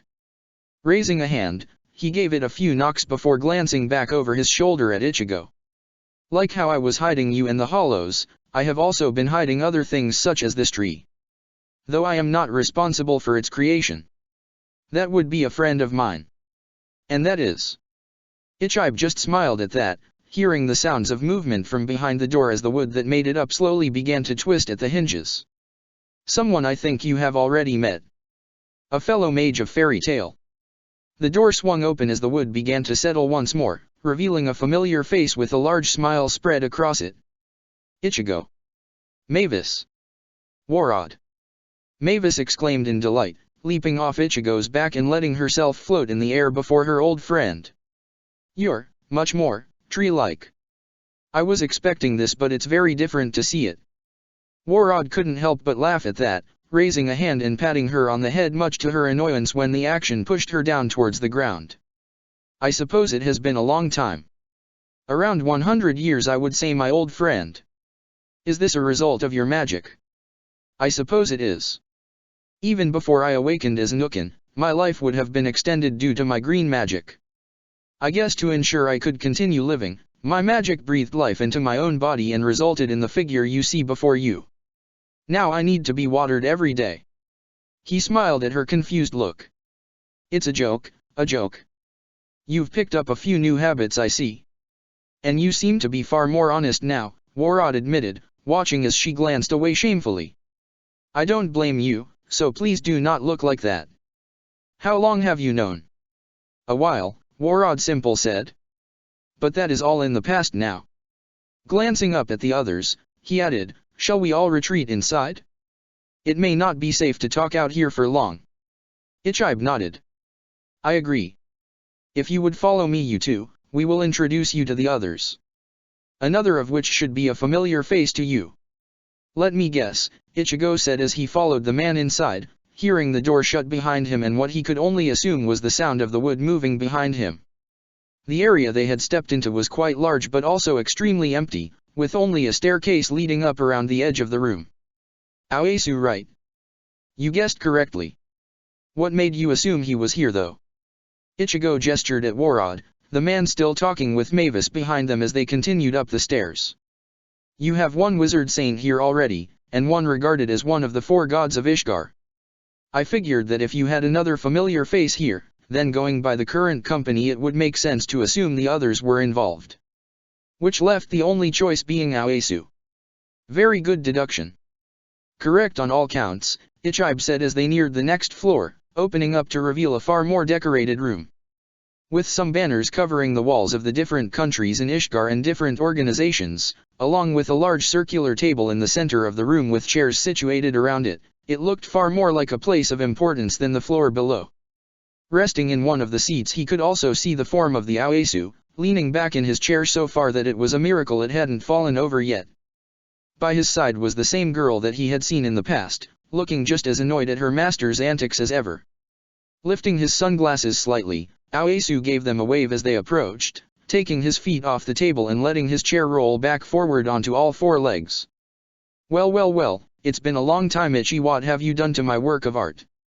Without waiting for an answer, Aoesu had leapt out of his seat and had scrambled across the table, catching Ichigo by surprise at the man's sudden actions. Before he could realize what was happening, the man had stolen the smaller blade of Zanjutsu and was holding it up to the light from the glowing plants in the ceiling, running one hand along its surface. What happened to you? Aoesu muttered, tapping the blade lightly a few times before bringing it closer to his face. Structural integrity is the same but different power flow. The energy shaping has changed, and its absorption property has vanished. And the voice.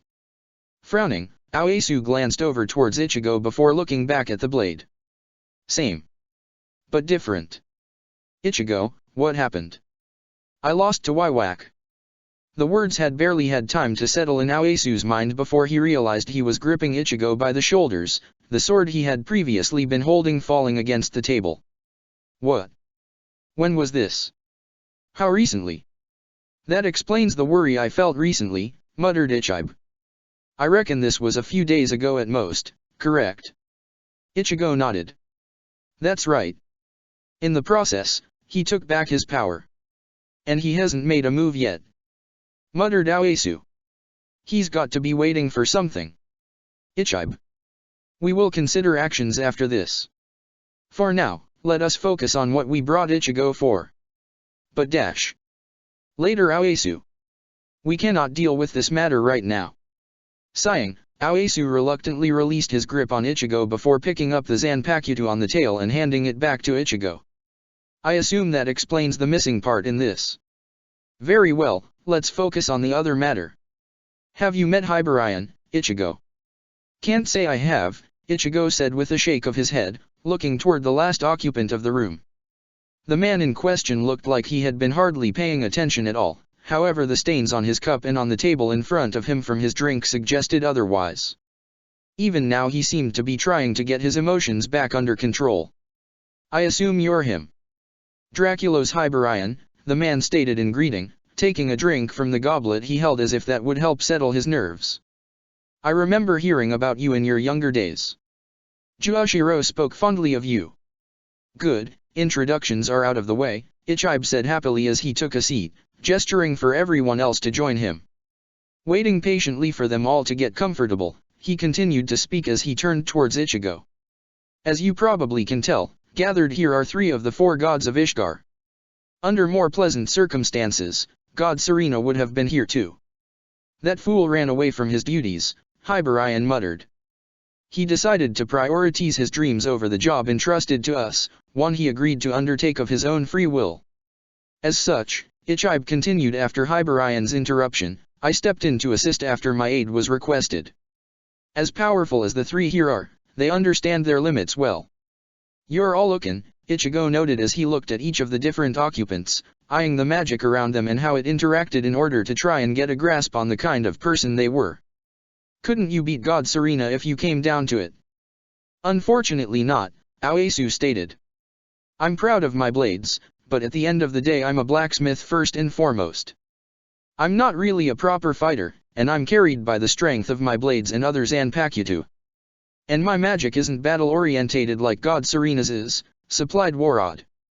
My magic works best by helping to restore the land, which I have had to do a lot in the past few years thanks to the hollow numbers. I can fight with it, and I am quite proficient in such areas, but I'm not as heavily focused towards that as others are. Nodding at their answers, Ichigo glanced towards Hibarian. And you? If I could beat him, I would have dragged him back already. I could give him some trouble I'm sure, my magic is powerful, but his power still reaches beyond mine.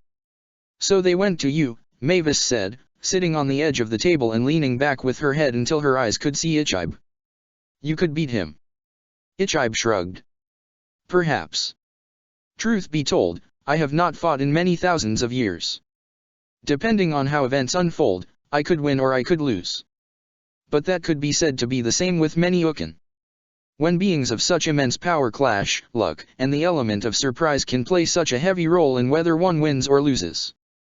Together we have a chance, Warod stated, trying to pull the conversation back on track. The 4 of us are more than enough to deal with not only God Serena but also anyone else he might have with him. One Uken can change the balance of an entire war with their mere presence. No one would want to face 4 at one time. They wouldn't even like fighting an Uken with backup. Unless they are ridiculously powerful, Aoyasu muttered. Some are just that powerful. You met the Celestial Spirit King, right? He is one of those few thanks to the magic he carries with him. Why are all your 4 here then? Ichigo asked, Mavis shifting from her position so she could face everyone else as she awaited their answer. You said it yourself. No one would want to face you 4 at once. And yet you all are. Hiding. Slamming his fist against the table, Ichigo glanced around at each of them, only seeing guilt in the face of one of them. Do you even know how many people have died? How many hundreds of thousands?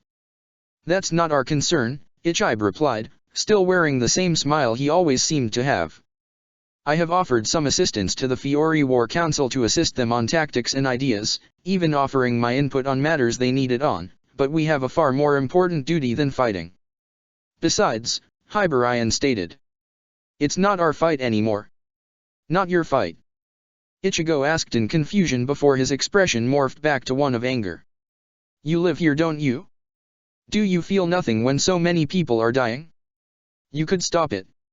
If all of us fought together, would there even need to be any more losses? So we should continue to solve the problems of the world. Hibarian shook his head before taking a sip of his drink. Some of us are old.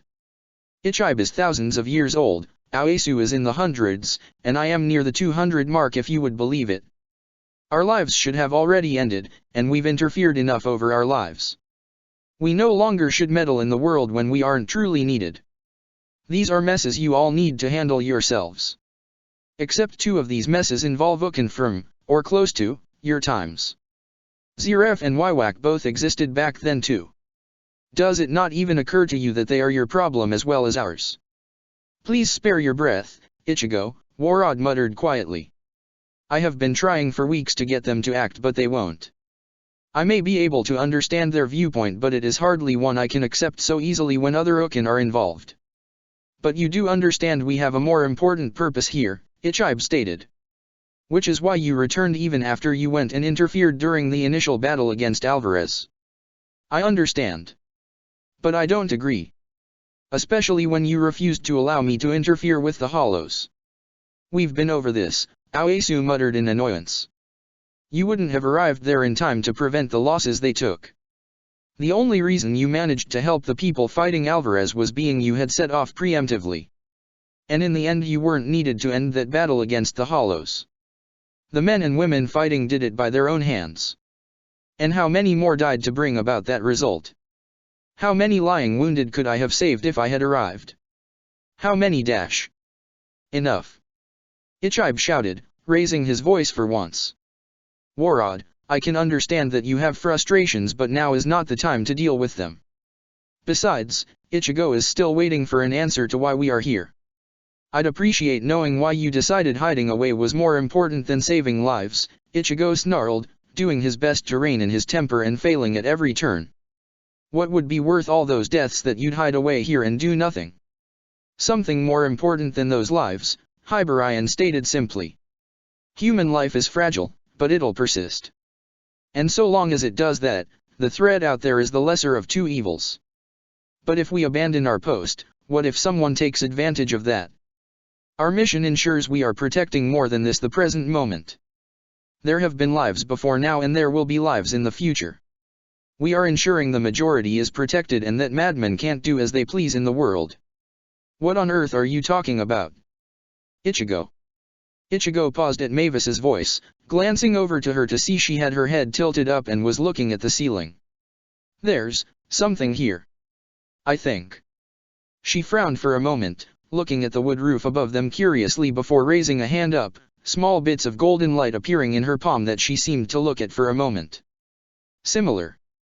No. It's identical. Her head snapped back down before she was looking around the table with wide eyes, her gaze finally settling on Warod. I'm here. You're here. Ichigo muttered in confusion before his anger began to die down, realizing what her words meant. You mean? Here? But I can't sense anything. Exactly, Mavis muttered. I barely noticed myself. There's the tiniest amount of my magic here. So small that you can't even sense it behind the background energy of the world. But I can see it. I'd never be able to mistake such energy. This is where my body is hidden. Very good, Ichibe said happily. Yes, you are indeed correct.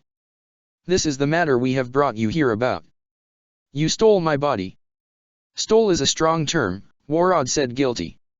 We never intended to take it for our own purposes. But we couldn't risk the possibility of the Magic Council getting involved or Raventail. Both knew about Lumen Histoire and we could hardly afford the possibility that they might find a way to break the seal Precht made. I'm just glad he told it to me once in case of an emergency, though he did also stress to not to enter there under any other circumstances. Fair enough, I suppose, Mavis muttered in acceptance, but how did you even manage to suppress the magical power my body emits? You must have seen what the energy my body did to the cave under Fairy Tale. Ah yes, truly some impressive work, said Aoesu with a smile. Hades might have done a lot of terrible things later in his life, but we can't deny his genius. Creating a seal capable of actually hiding your body from the world and then making it self-sustaining for near a century is truly astonishing. We wouldn't have even found it ourselves if not for the one who gathered us in the first place. That doesn't answer my question. I suppose it doesn't. Warod, if you would. Raising a hand up towards the ceiling, Warod directed some of his magic upwards before the wood began to shift, pulling itself back piece by piece to reveal a large black box, about twice the size of a coffin, held above by large roots. The box slowly began to be lowered down by the roots until it was resting behind Ichigo and Mavis, forcing them to turn to look at it. Walking around the table towards it as the roots retracted and began to repair the ceiling, Aoyasu glanced toward Ichigo and asked, "Are the seals around the place intact? This is probably going to make some noise when I do this." Ichigo frowned at Aoyasu's choice of words. Noise. There's a lot of magical power sealed inside this thing, Aoyasu supplied with a nod. Trust me, people like Wywak and Ziref are going to take notice unless we take precautions. And even then they will probably notice anyway. I want us to be ready for such a situation if the worst happens. The seals are up in place, Ichigo stated. We should be alright, and even if we aren't, it isn't like we can keep this up indefinitely. True. Coming to a stop at the large box, Aoyasu rested a hand against its side as he glanced towards Ichigo and Mavis. This here is a Zanpakuto I developed. It's not got much offensive capabilities, mind you. Its only real power is its ability to transfer whatever is within its confines to a sealed dimension. Theoretically someone could access this dimension, but doing so would require them finding out which dimension it is out of the millions that exist, and the chances of that happening are impossibly small. Because it's a portal though, and because of the sheer amount of power coming from the object inside, it appears there is just enough for you to notice. Don't know whether that was because of time or just a sign that I need to improve my craftsmanship with this one. You sealed it as best as you could, pointed out Hibarian. The fact only she sensed it should be a testament to that. It's her body, so she'd recognize even the tiniest sign. I guess that's true. Which is why I suppose it's time to give it back to her. Turning to the box, Aoyasu muttered a few words to it, speaking so quietly no one else could manage to pick them up. Only when he finished speaking did the box begin to do something, panels pulling away piece by piece as they began to collapse towards Aoyasu's hand. And as each piece was pulled away, crystal was revealed instead, parts of a human body slowly becoming visible within it as more and more pieces were pulled back. With the final piece being removed, a small cube was now held in Aoyasu's hand that he quickly pocketed. In the place of the box now stood a massive crystal structure, standing at the same height. But Ichigo and Mavis weren't focused on that. Instead they had their eyes on the mirror image of the latter, the eyes of the body shut as if it was asleep. Still the same as you would have once left it, with not even a scratch on it, Aoyasu stated. May I present to you the lacrima known as Fairy Heart. Protector of the fairies. Frowning, Baragan glanced up from the rotting hollow at his feet, the last of his men and one he had eliminated by his own hand for its nerve to run away from the enemy. Something was wrong. He could sense something. It was small, but the fact he could sense it at this distance was surprising. It's Lumen Histoire, he heard being said furiously behind him. Glancing over his shoulder, he noticed the black-haired leader of the demons, a rage-filled expression across his face. He found her body. How? And why now? How odd that you have come to visit me, Ziref, Baragan stated, turning around so that he faced the man. He still rested in his resurrection state, no longer bothering with the need to change back. He couldn't afford the risk of even a moment's delay at taking on the form at this point in time. Not with the events he had set in motion. Is there something a brat like you wants from me? Forcing his gaze away from the horizon, Ziref turned his focus back onto Baragan, directing that hatred onto him. I've come to tell you to stop what you're doing. Tilting his head curiously at the response he got, Baragan asked, and what do you think I'm doing? Don't play games with me, Ziref snarled. I've had a few of my new demons keeping an eye on you.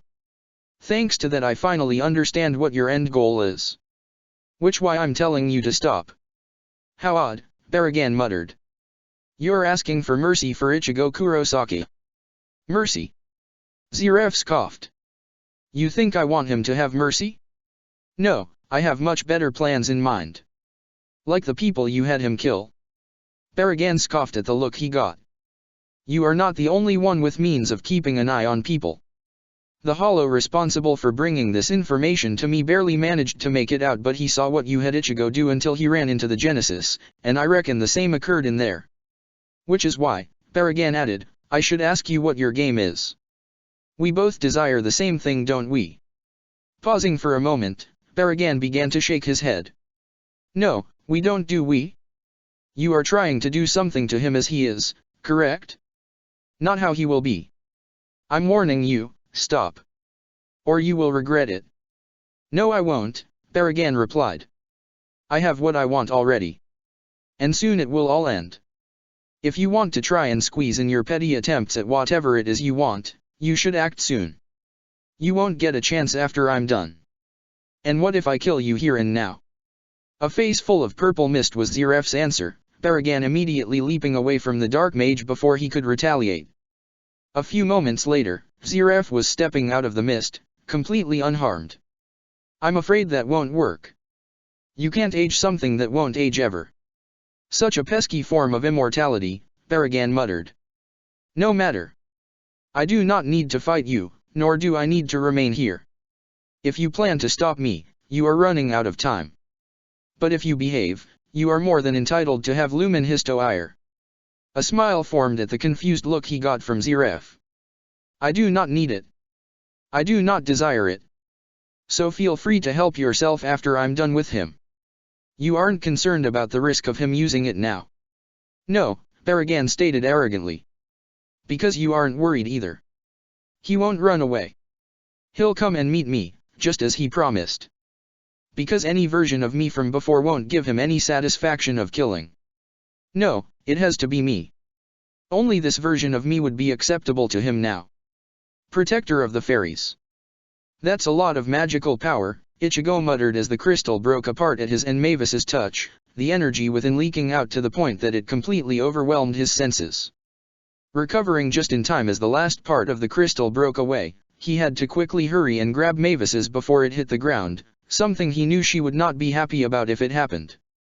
Everything looks all right, muttered Mavis, glancing at her body with a critical eye. Just wish that the intense exposure from my magical power building up so much within this hadn't destroyed my old clothes. I can replica them at least. Ichigo, set my body down and place a hand on my head. Placing her body on the ground carefully, he looked between her and the body a few times. I never thought I'd need to answer this question, but... Which you? Ah yeah, sorry. Both. I'm going to need you to transfer me from your soul back to my body. Ichigo frowned for a moment before glancing at her warily. I'm not sure I'll be able to do that without the absorb. You can. The absorb does what its name suggested. So it stands to reason that the original script you possessed was responsible for the soul aspect involved, pulling and pushing things from it. Give it a try. The worst that can happen is that it fails. Ichigo shrugged. Alright then, I'll give it a shot. Closing his eyes as he focused, he did his best to try and latch onto the energy that was Mavis in his soul. This was going to be very different from what he normally did with his Daedalus self. That was always them inhabiting an artificial body, created by an illusion of his own power and Mavis's magic. But this time he had to move something to a living body that wasn't directly connected to him. Carefully taking the energy that made up Mavis in his soul, he then began to push it back out into the real world, directing it through the hand touching her body's head until all the energy was gone. There was a brief moment where he wasn't sure if it worked, no longer feeling Mavis in his soul nor being able to feel her head in his other hand, and when he opened his eyes he could only see one version of her left. Her body refused to move for a few moments too, staying absolutely still. And then the eyes began to blink open. Fingers began to move very slowly, almost as if being tested to see if they still worked.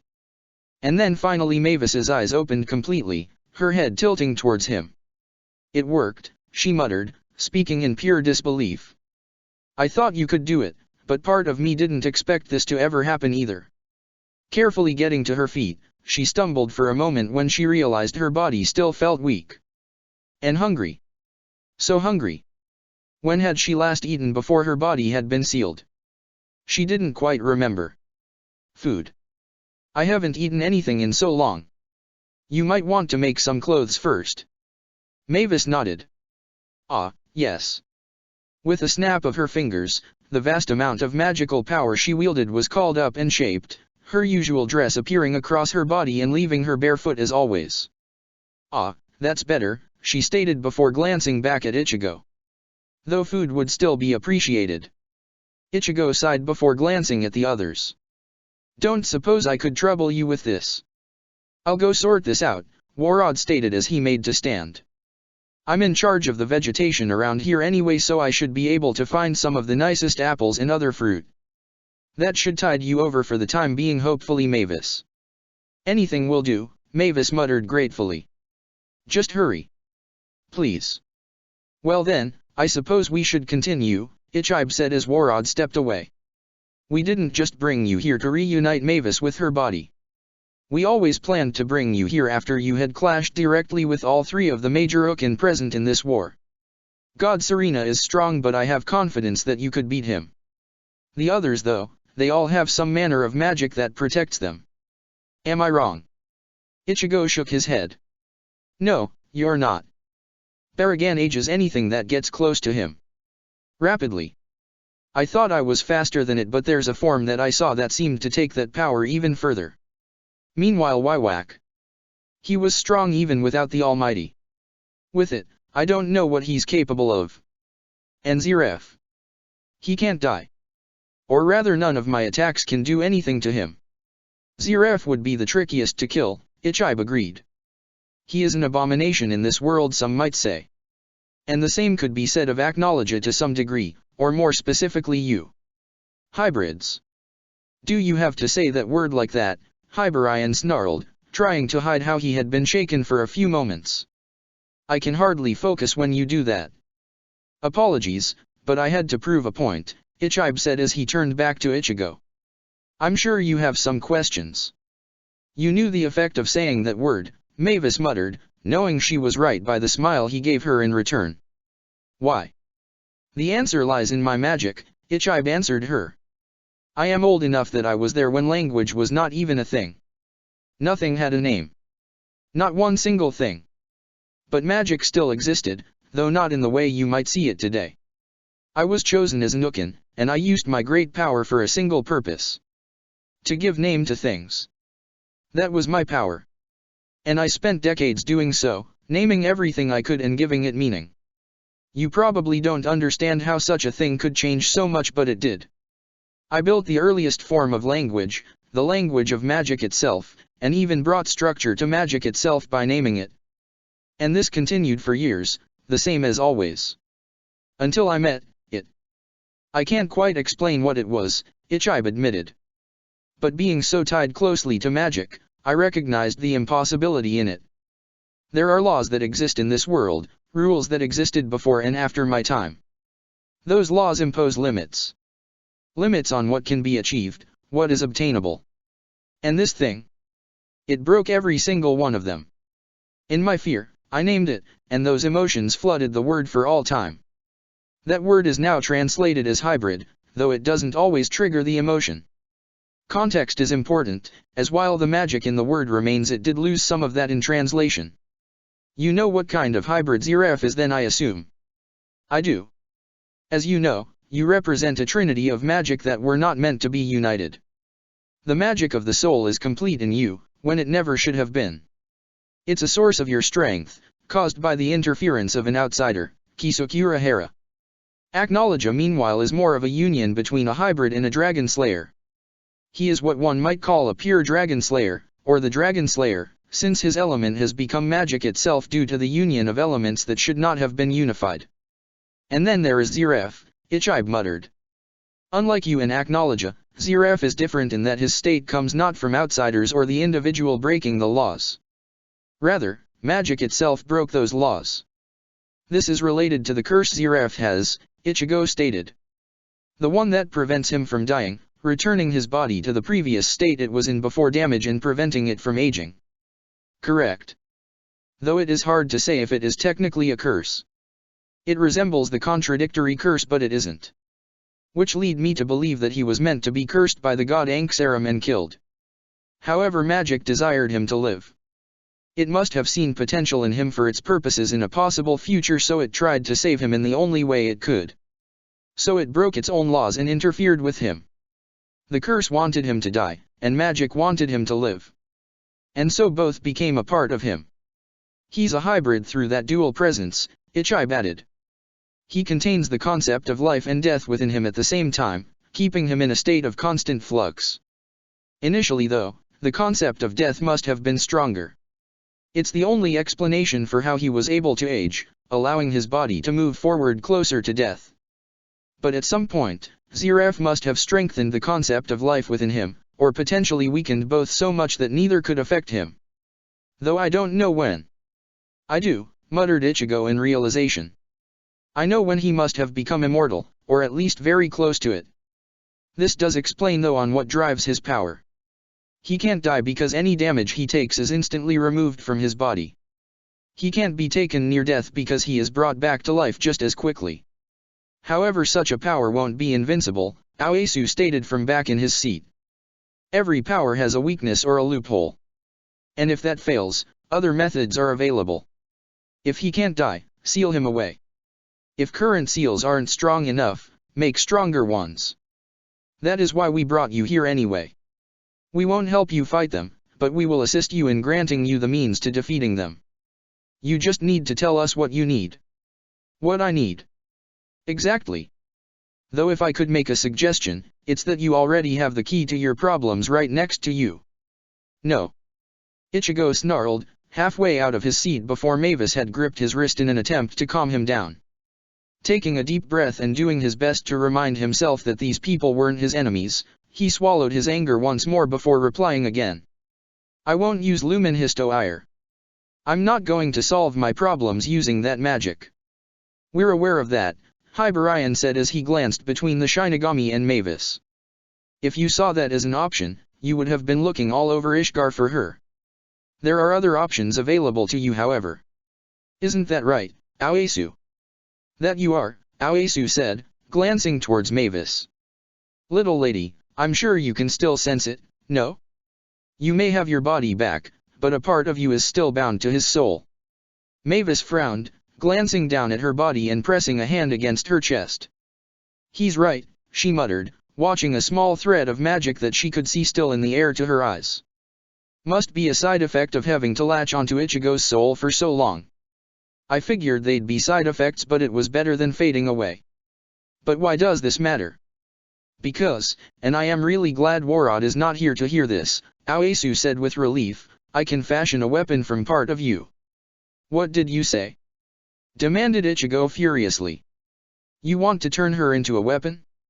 Are you insane? On the contrary, Aoyasu shot back. You are aware of the practical applications for both Nirvana and the magic held by the Celestial Spirit King, correct? They can both be used to fight, whereas Lumen Histo-Ire is very much focused purely on time travel, and yes, we are aware of her abilities. She may hold some other small-scale magic, such as her real illusions and the spatial manipulation she does, but both are hardly suited for fighting either. And that is where you come in, Mavis muttered, holding a hand under her chin in thought. You have experience at forging weapons out of someone's soul. And since I'm connected to Ichigo's soul still, you could do the same to me. Mavis, no. Let's at least hear him out first, Ichigo. We can't lose anything by doing that. Glad one of you is willing to listen, Aoyasu stated as he gestured towards Mavis. The process I have in mind is fairly simple. This won't be a matter of you giving up your body at all. Rather, you would need to give up a small piece of it.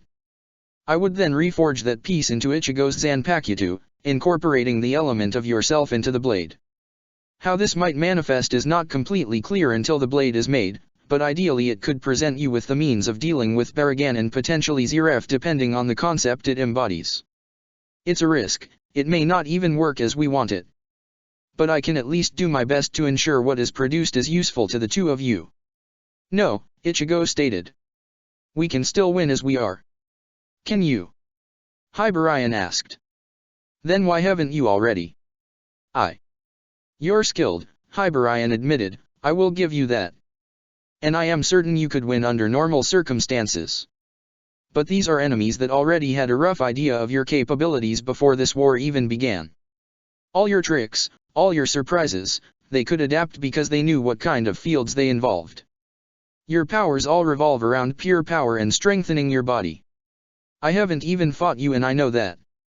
Baragan in particular has abilities that I reckon pose a significant threat to you, even though you should be stronger than him overall.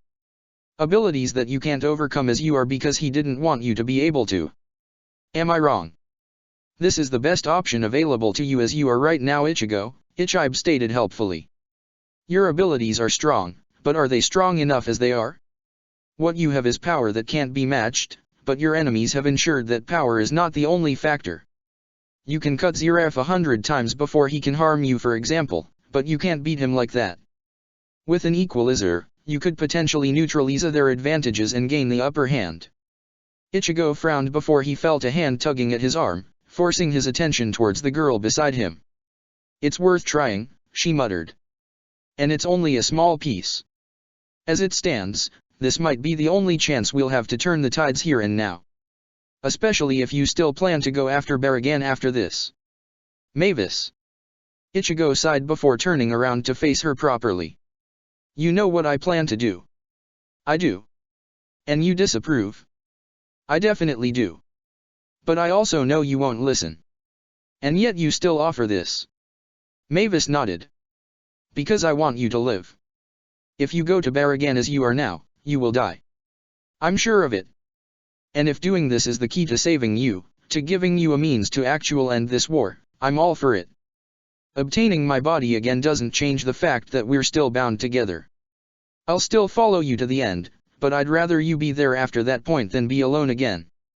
And you're sure about this? Positive. Ichigo sighed before he looked back over briefly at Aoesu, seeing the confident look the man had on his face, before turning back towards Mavis. All right then, he muttered softly. We'll give this a shot. Let's see if we can really harness Lumen Histoire's power into a weapon. Protector of the Fairies. The blade forged from time. It's been a while since I've been here, Ichigo muttered, taking a look around at the large open forge that was Aoesu's workspace. The waterfall normally in the room, however, didn't seem to be as large as before, nor did the lake below seem to be as full. This place is a bit different from the last time I was here. Your fault in part, Aoesu stated, his Zanpakuta helpers preparing the forge for him and bringing him his oversized hammer. Replenishing this water is not easy, but it's a job that has to be done. Most blades don't require as much water to cool them as yours did unless they are a fire type. Typically it's dependent on how much magical power I'm having to deal with and their potential strength as a result of that.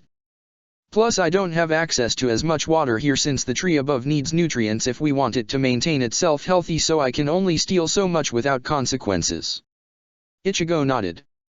Fair enough. So then, what's the goal here? You said we'd be harnessing Mavis's power into a weapon, but how are we going to do that?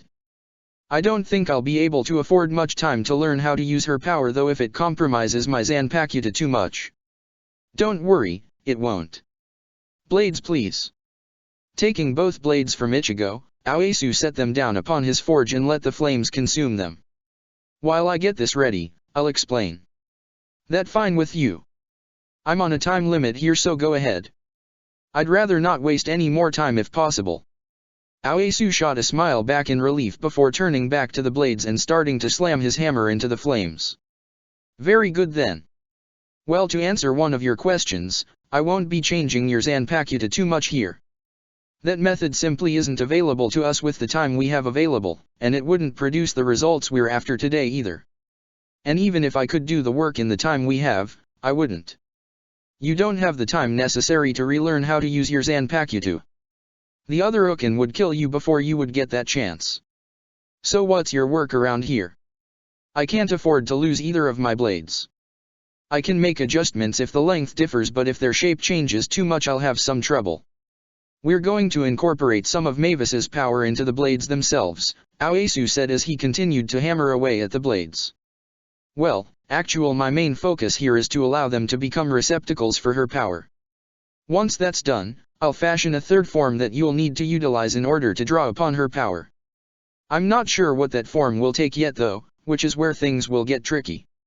What will you need from me? Mavis asked, Aoesu pausing briefly to spare her a quick glance. Is it energy only? Or something more? Aoesu was silent for a moment, ignoring the heat from the flames from behind him as he continued to stare at Mavis herself.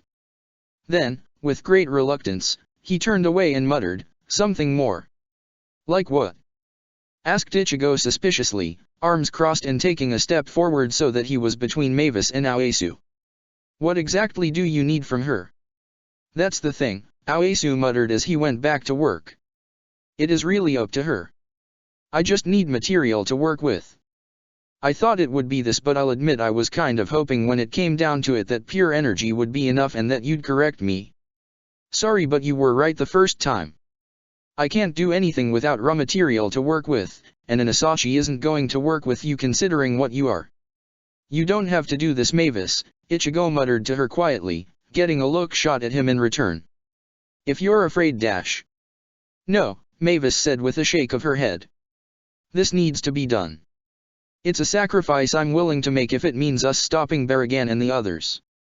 It'll be a sacrifice on both of your parts really, Aoesu pointed out before sensing two intense looks being shot at the back of his head. Ah, didn't mention that yet did I? No you didn't, Mavis snarled.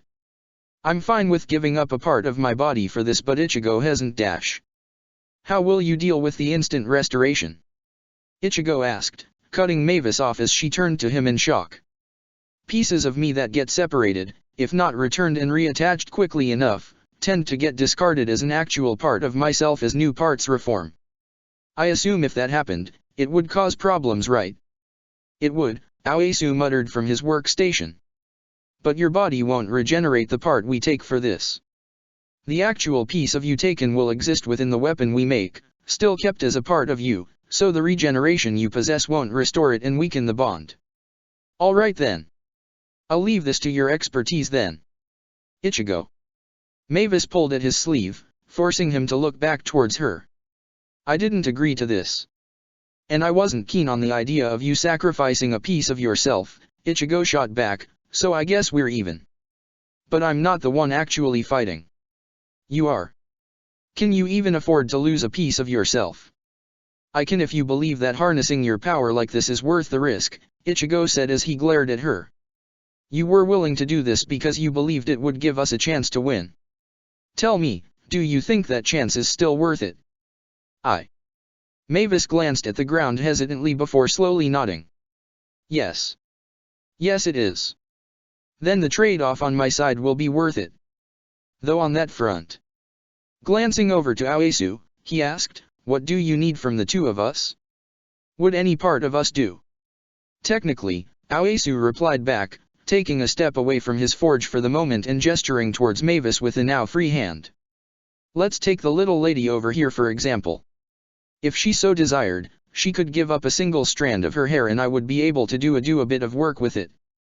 I'd be very limited however, because what I'm doing is not my normal process for Zanpakuto making. What is your normal process then? I fashion the soul's power typically, so long as they are Shinigami. If they aren't, I use their magic. The Asashi merely gives me the raw material to work with. But in both cases, I'm dealing with a single individual where all the power being drawn from them is their own.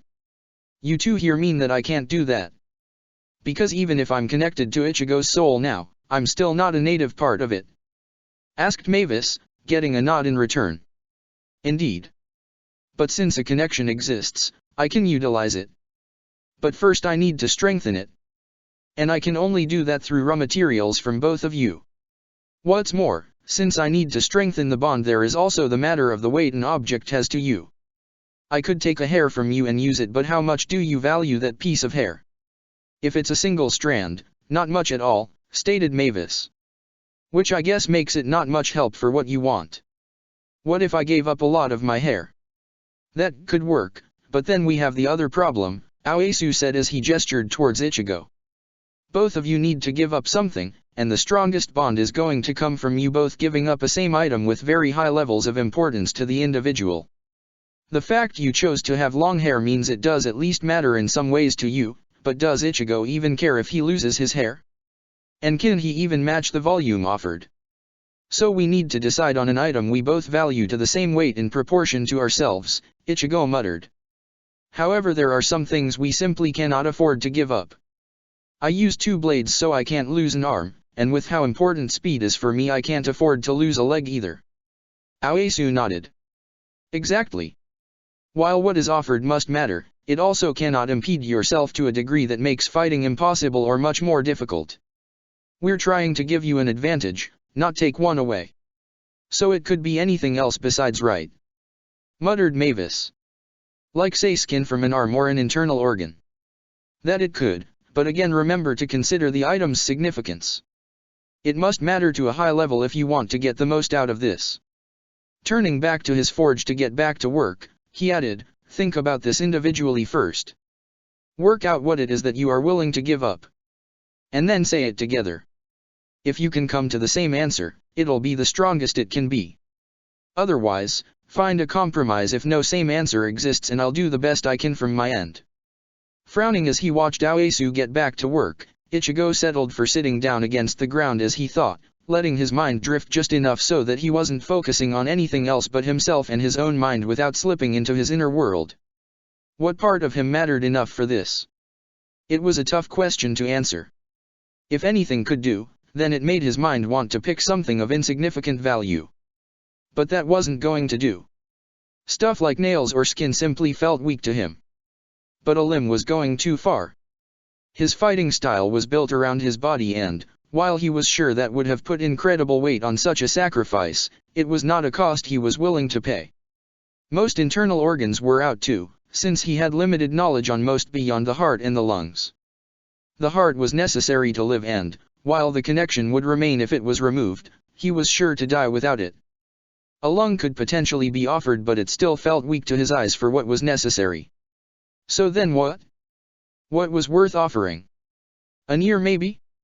The loss of sound that could follow would be a significant sacrifice, and he could afford the cost too, but it still didn't feel right. It wasn't the limit of what he could offer. But what would be that limit?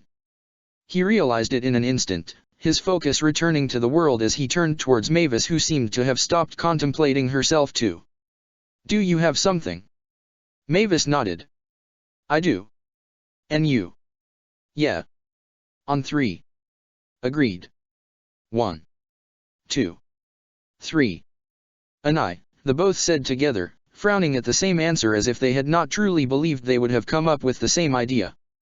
Sight is valuable in battle, Ichigo stated to her when they both continued to look confused.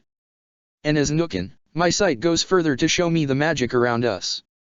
It's the most valuable thing I can offer without taking away limbs. Mine is for similar reasons, Mavis admitted. When I wish to, I can see so much more than what is happening now. For me, an eye is something of extreme worth. Are we sure this will work though? Ichigo muttered after hearing her answer. It sounds like your eye is more valuable to you than mine is to me. It'll work, Aoyasu stated from his forge. You both reached a conclusion that was the same. There will always be slight differences in what worth one puts in an object, but the fact you both decided on the same item without discussion, and an item that you both deemed to have great value, is good enough for me.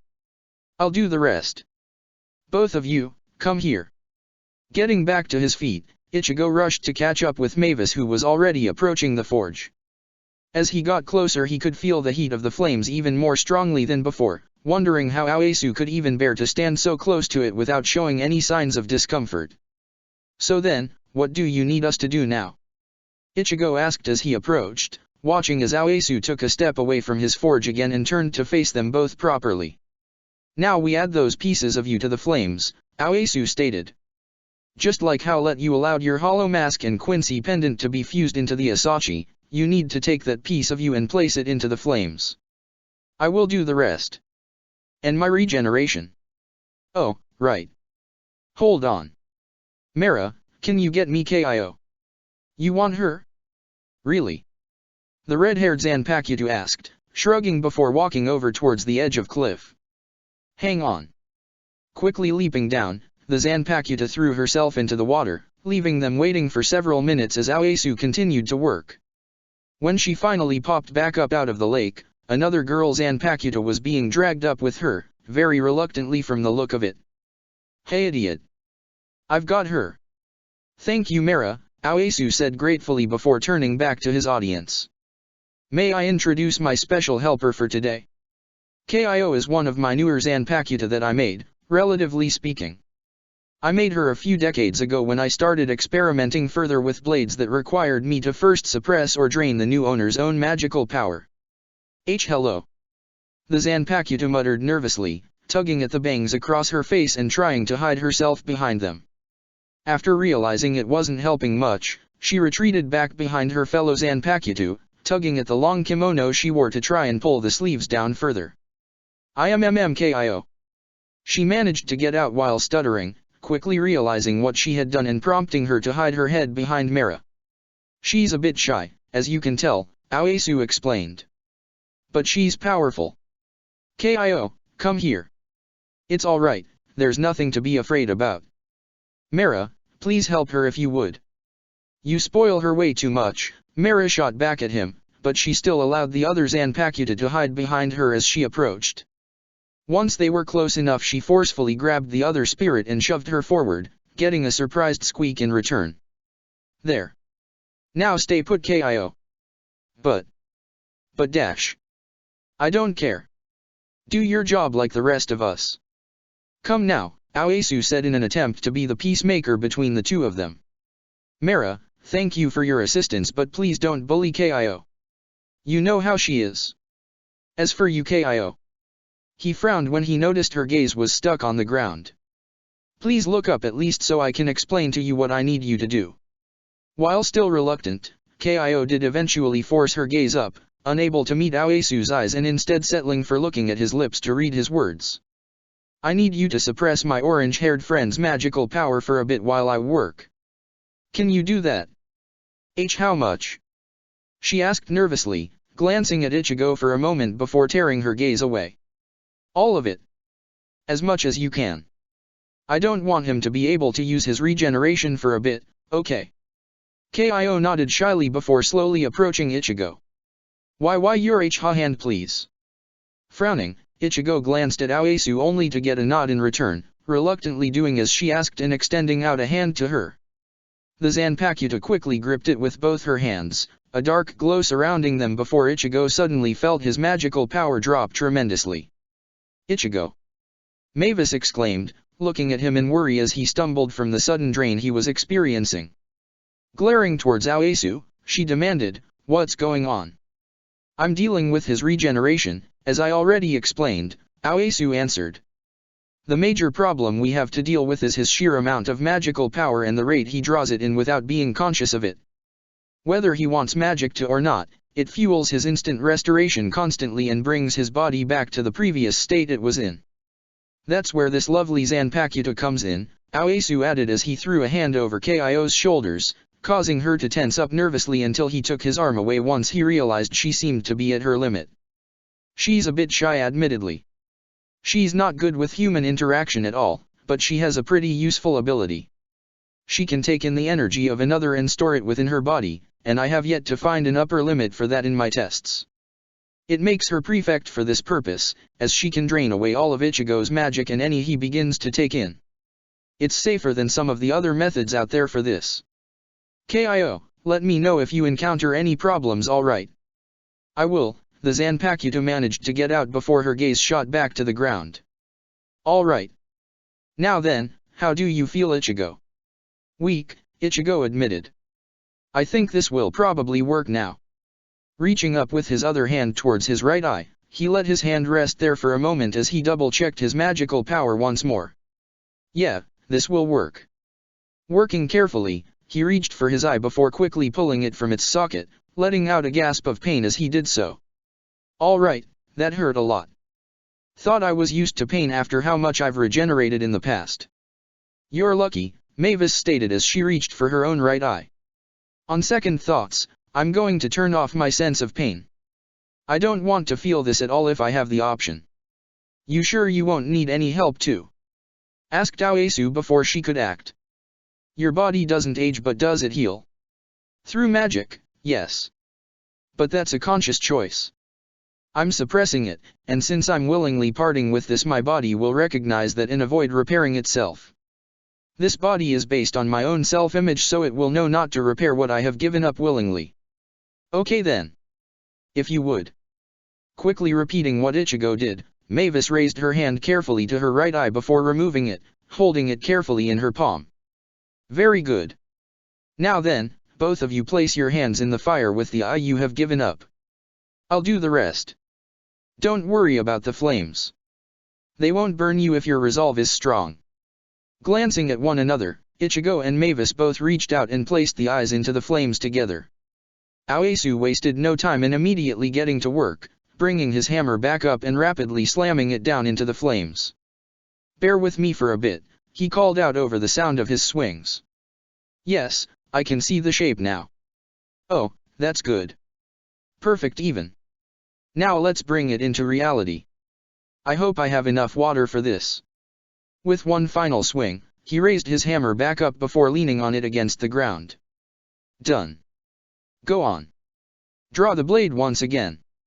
Placing his other hand into the blaze after asking the Zanpakuto holding him if she could shift her grip to elsewhere, Ichigo reached for where he could feel the blades within, pulling out both of his original Zanpakuto.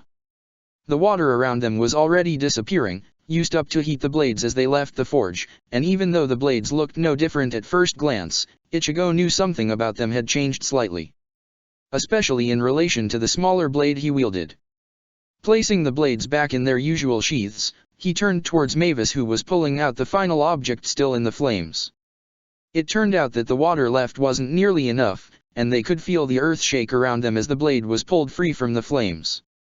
Earth crumbled and fell from the ceiling, but Zanpakuto spirits of all kind quickly came out of hiding, helping to support the cave, while one in particular rushed over and released a massive torrent of water down onto the blade from its mouth. When the shaking final subsided, the Zanpakutus retreated once more, leaving Aoesu looking down at the blade held in Mavis's hands with an odd look. I thought your blades were bad, Ichigo, when I was forging them for the first time, but this is something else. Even when full, my waterfall would never have had enough, I think. It looks like my work succeeded, though, if that was the reaction we got. Tugging at his sleeve with one hand, Mavis drew Ichigo's attention towards her as she handed him the blade she was holding. Here. What do you think? Taking the blade from her hand, Ichigo frowned as he examined it carefully, testing its weight and feel in his hands. It was small. Smaller than his blade representing his Quincy powers, that was for sure. In fact, the blade itself was more like a long dagger. The handle was pure blade, with bands of white wrapped around it, but the blade itself gave off a golden shine that he could tell wasn't a result of the light being reflected off it. The light itself was coming from within the blade, radiating outwards with a feeling he had only felt once when using Lumen Histo Ire. This is time magic, he muttered, eyeing the strange symbols etched across the small blade on both sides. He couldn't read their meaning at all, but from the look Mavis was giving them he was sure she understood them. There was something else odd about the blade too now that he was noticing it. Would you mind letting go of me? He asked towards Kyo, the Zanpakuto hurrying to let go. His regeneration was kicking in again, he could feel it at work, but it stopped after repairing the damage he did trying to rip his eye out. The missing limb wasn't regenerating, nor was the sight lost from it returning. But was returning was his magical power, and at an alarming rate. Far faster than he should be able to recover energy at. It looks like the connection worked well, Mavis stated from beside him. I can feel some of my magic being siphoned off. Sorry. I can try and stop it if you want. Mavis shook her head. Like this is enough to drain my reserves. No, this is fine. Take as much magic as you needed. Ichigo nodded before he turned towards Aoesu. Any idea what this blade can do? He asked, hoping for an answer. Aoesu merely shrugged, however, unable to give a true answer. Sorry, can't help you with that really. Most Zanpakuto I can work out, but this. Well, it's beyond my normal comprehension. The magic is too complex to read. You likely won't know until you use it in battle. And how am I meant to do that? He asked as he glanced at his other blades. Unless it won't change form in Bankai with the other blades. It won't, Aoesu was at least able to confirm. I was being careful to ensure that would be the case. With your Shikai, it might as well be another blade. Its abilities will work, but I designed this as a way to support your current blades, not change them. You should be able to fuse it with your Bankai's blade and channel the powers through it if necessary, or you can dual wield again. That is your choice really. I'll have to decide later then, Ichigo said as he glanced at the blade again, realizing he had no way to actually store it. How will we? I have an idea, muttered Mavis, reaching for the blade and pressing her hand against the blade. At her touch the blade began to glow a bit brighter before the blade itself couldn't be seen, in its place a large amount of light that slowly broke apart into two pieces. Taking one piece herself, the part that had represented the blade, she took it towards her head before placing it where her eye had been. The light seemed to change as it entered the socket, gaining different colors to it until it looked just as her original eye had.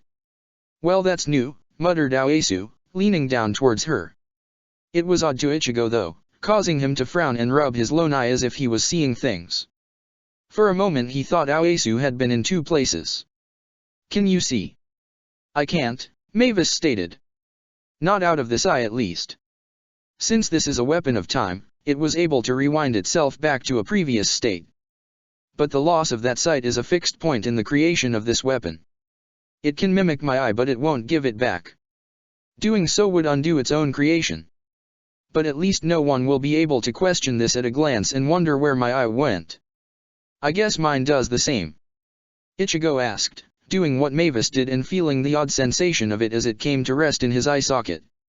The feeling of something there, and yet not being able to see through it, was disconcerting, but he could bear with it. Well, I guess that solves that problem. Aoesu, thank you for your help.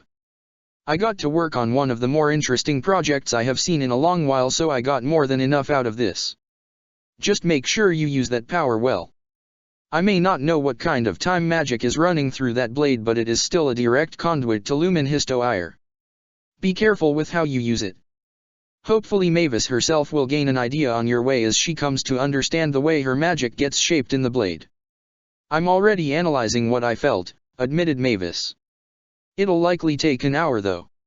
It's an odd feeling, having a part of one's self being forged into a Zanpakuto and being that Zanpakuto spirit.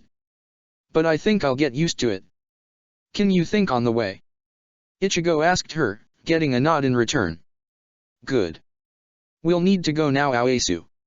We've stayed here long enough, and Baragan is waiting. Of course, we understand. We pulled you away after all. Go. Our mission today is complete. Ichigo nodded, turning to leave before pausing right before he did. Will you join the war now? Aoesu shrugged, scratching his cheek with one hand. I don't know, Ichigo.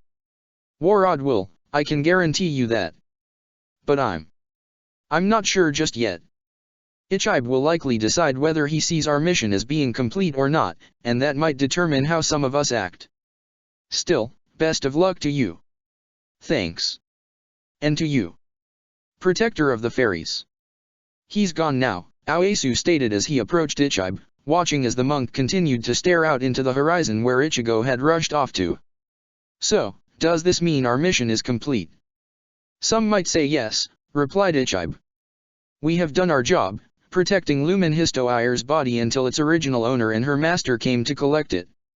We have kept it safe from any threats it might have been otherwise exposed to. But you don't think this is over? Ichibe shook his head. Waiwak has regained his full power. Considering this only happened a few days ago, I can only assume that it has yet to reach full maturity. That he is getting used to his power once more now that he has it, if he has not already. I worry Ichigo will not be strong enough to beat him, even with the weapon you have made for him. Do you know what it does? Aoesu shook his head.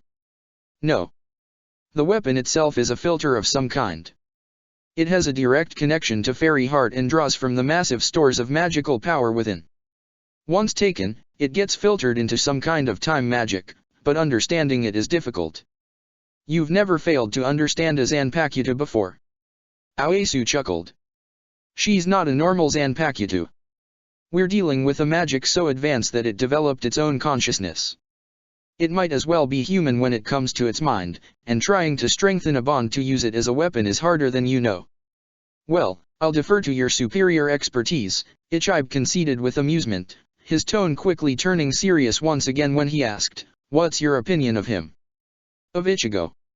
He got a nod in return. "Different. Much different from when I made his Zanpakuto initially. He snapped much more easily, was more prone to anger, and then there are those eyes of his. Even below the surface there's so much hate and anger, but definitely not towards us. Towards Baragan maybe. Perhaps. Do you think he's dangerous?" "Depends." "Do who?" "Time." Aoyasu paused for a moment, considering the question carefully before shaking his head. "We'll still fine on that front, I believe. If he planned to use Lumen Histoire and abuse its power, he would have not needed me to make him a weapon for the present. He's certainly dangerous to Baragan, and maybe anyone else who tries to fight him. I'm honestly more concerned with what he'll do really. We all got your message earlier about his attack on the remaining hollows. I don't know what he'll end up doing when the anger finally ends and grief sets in. Maybe it's already happened and this is his response to that grief. I would at least recommend we continue to keep an eye on him." Ichibe nodded. "Agreed. I'll have Hibarian keep a close eye on him with one of his familiars. In the meantime, you can inform Warod that we are going to move out. We won't interfere just yet, but I feel like it is time to get a closer look at some of the affairs of this war. We're actually getting involved." Aoyasu muttered in surprise. "Never thought you'd agree to that honestly. What's the real reason here?" "Something is working in the shadows," Ichibe admitted. "I sense it from time to time. A foul presence in the air, like a poison that is corrupting the world, and I hear its name spoken, one of the few words that I wish would vanish entirely. The amount of times I have sensed this presence have been increasing rapidly, and this is never for a good reason. If there is a larger presence of magical barrier particles in the world, then it is not for a good reason. We head out as soon as we are ready. There is no time to waste." "Protector of the Fairies. You managed to understand this power yet, Mavis?" Ichigo asked, darting through the air as fast as he could. There was no doubt that by now his friends were sensing his power once more, even though he was outside of the barrier, and would be trying to track him down. Speed was his true advantage here, since it would be hard for even Hibiki with his super archive to get an accurate lock on him until he slowed down, and by that time it would be too late for them to interfere. "I've almost got it," Mavis stated, hanging onto his shoulder as they flew. They both had to be much more careful now, her presence on his shoulder very much a physical one, but it wasn't like he could have left her behind either. She would need to be with him in order for them to remake the blade they had forged from their eyes. "Interesting. It looks like a sort of stasis." "No, not even that actually. But close to it. Just give me the full details when you have them." "What about what I saw earlier? That double vision thing?" "Not sure yet. I probably can't tell until you actually use our blade. When you fight Baragan with this blade, be careful in the opening few minutes. You need to adjust yourself to your new limits, and he might not want to allow you that time. There is no way he won't know something is up with the energy my unsealing must have given off." "Maybe he won't know this is your body," Ichigo offered helpfully. "Your real illusions were good enough to fool people. I can't hide my magical power. He'll be able to tell." Ichigo frowned. "Be careful then. Lock yourself in Fairy Sphere and stay in there until the fight ends if he looks like he plans to attack you. I don't want you at risk, okay Mavis?" "I know," Mavis muttered. "I'll be careful. I know I won't be able to fight against him. Just tell me when you need our blade and I'll release the energy I'm holding and send it over." "All right. Fine with me. Hang on tighter. We'll almost there." Putting on an extra burst of speed after he felt Mavis's grip tighten, he shot forward across the landscape before things started to become too familiar for him to ignore. Stopping suddenly in the air, he ignored Mavis's shocked cries for a moment as he looked down, allowing himself to fall briefly and to land back on the ground. "Ichigo? What's wrong?" "This is where I arrived," Ichigo muttered, glancing around hesitantly before turning in a direction he knew was right, even without sensing the magical power nearby. It's this way. His feet took him where he needed to go, following a path etched into his memory. He still stumbled a few times, still getting used to his altered depth perception with only one eye, but he recovered faster each time and made less mistakes. Soon enough, he found himself outside the abandoned and overgrown base that had been Poison Viper's headquarters. "I couldn't bear to restore it," he heard the only other person present say, Baragan resting in his resurrection state on a large rock nearby. "It would have been like ignoring the tragedy that took place for me. Time has not been kind to it, but at least it reminds me of what occurred in my absence." There he was. Baragan. He couldn't tell what face he was making now, but he knew it was definitely one of pure rage. There was no one around now that he needed to hide this emotion from. No one else who could caught up in it. So it was more than safe to indulge in this feeling now. "Mavis, get to safety. I'll let you know when." He heard her quickly drop down from his shoulder and retreat back, the familiar feeling of fairy sphere appearing in the background. Good, she'd be safe like that. Not even his Bankai would be a threat to her now, so he wasted no time on releasing it. Baragan himself, however, showed no fear, merely getting out of his seat and allowing a massive amount of purple mist to explode from his body and begin to surround him. "Today will be the day this ends," Baragan said, his form being hidden before revealing a monstrous giant skeleton that Ichigo was sure was the one Shinji had seen. "Finally, after all these years, we can end this in the same place it began. Come, Ichigo Kurosaki. Come to your death. Protector of the fairies. Those chasing after a friend. Any luck yet?" Nozomi asked, looking over Hibiki's shoulder as he worked with the archive screens in front of him. "You must have sensed his magical power by now." "I'm doing the best I can," Hibiki answered her, hoping the answer would suffice as he waved at her to make her back up. "The fact he started using his magic helped, but he's been moving way too fast for me to get a proper lock on him. If he stops for long enough I can narrow the area he's in down heavily, but until he does that any data I get on his location becomes outdated very quickly." Nozomi frowned but reluctantly backed up, allowing him to have some more space to do his work. "Can't you at least predict where he's going? After the whole mess with the hollows, he has to be doing something related to Baragan and them, right?" "My gut says yes." Sighing, Hibiki leaned away from the screens for a moment to rest his eyes before having to get back to work to avoid losing the trail. "But the problem with that is trying to work out where, based on that hypothesis, he would be going." "You asked Laxus for information, right? Did he say anything helpful?" Nozomi shook her head. "He said Ichigo doesn't know much about Baragan apart from that he was the guild leader of Poison Viper. And that the man hates him more than anything." "He mentioned much about the guild at all?" "That would help." "Nothing. Which I assume is the same reason you haven't tried to find out yourself. There isn't much information out there to pull from." Hibiki nodded. "I've got a lot of data to work with, but most of the stuff in this system are of some level of importance. A small dark guild like Poison Viper would normally only have a footnote. Even though the guild did create what could have become a major incident, they were small fry. Any reports from back then give detail but don't bother giving me the stuff I need, such as a location, and even if I had one it would be hard to judge its reliability. Dark guilds moved around a lot to avoid capture. It was the same in Edelas, Nozomi said helpfully. However, there might be a pattern in the locations they picked. If we can piece together some estimates of where they might have run to when active, we could compare it against the path Ichigo appears to be taking." "You said he left the barrier earlier, right?" "He did. Just opened up a hole far away and slipped right through. Handy ability when it's being used for us, not so much when we have to also make sure we get out of the barrier first to chase him down. Wherever he is going, we at least know it's somewhere outside of the radius the barrier covers. Then do some guesswork. He's going in a straight path, so he has to know where he's going when he's taking such a direct route towards it. Unless he's tracking Baragan's magical power," Hibiki pointed out. "Still, I'll do a search. See if I can narrow something down. I've tried to contact Juushiro for information, but I've been having a bit of trouble doing that recently. Not sure if there's something on my end or his that's causing this though.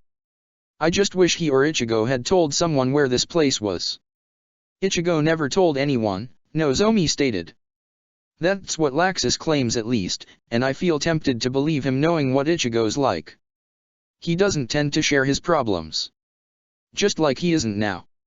Well, at least time we can force our way in, Hibiki joked, hoping he could lighten the tension somewhat. The fact neither could laugh though spoke of his success, causing him to change tracks quickly. I assume you had a nice conversation with our new teammate. So you heard that. I'd be surprised if anyone hadn't heard about it.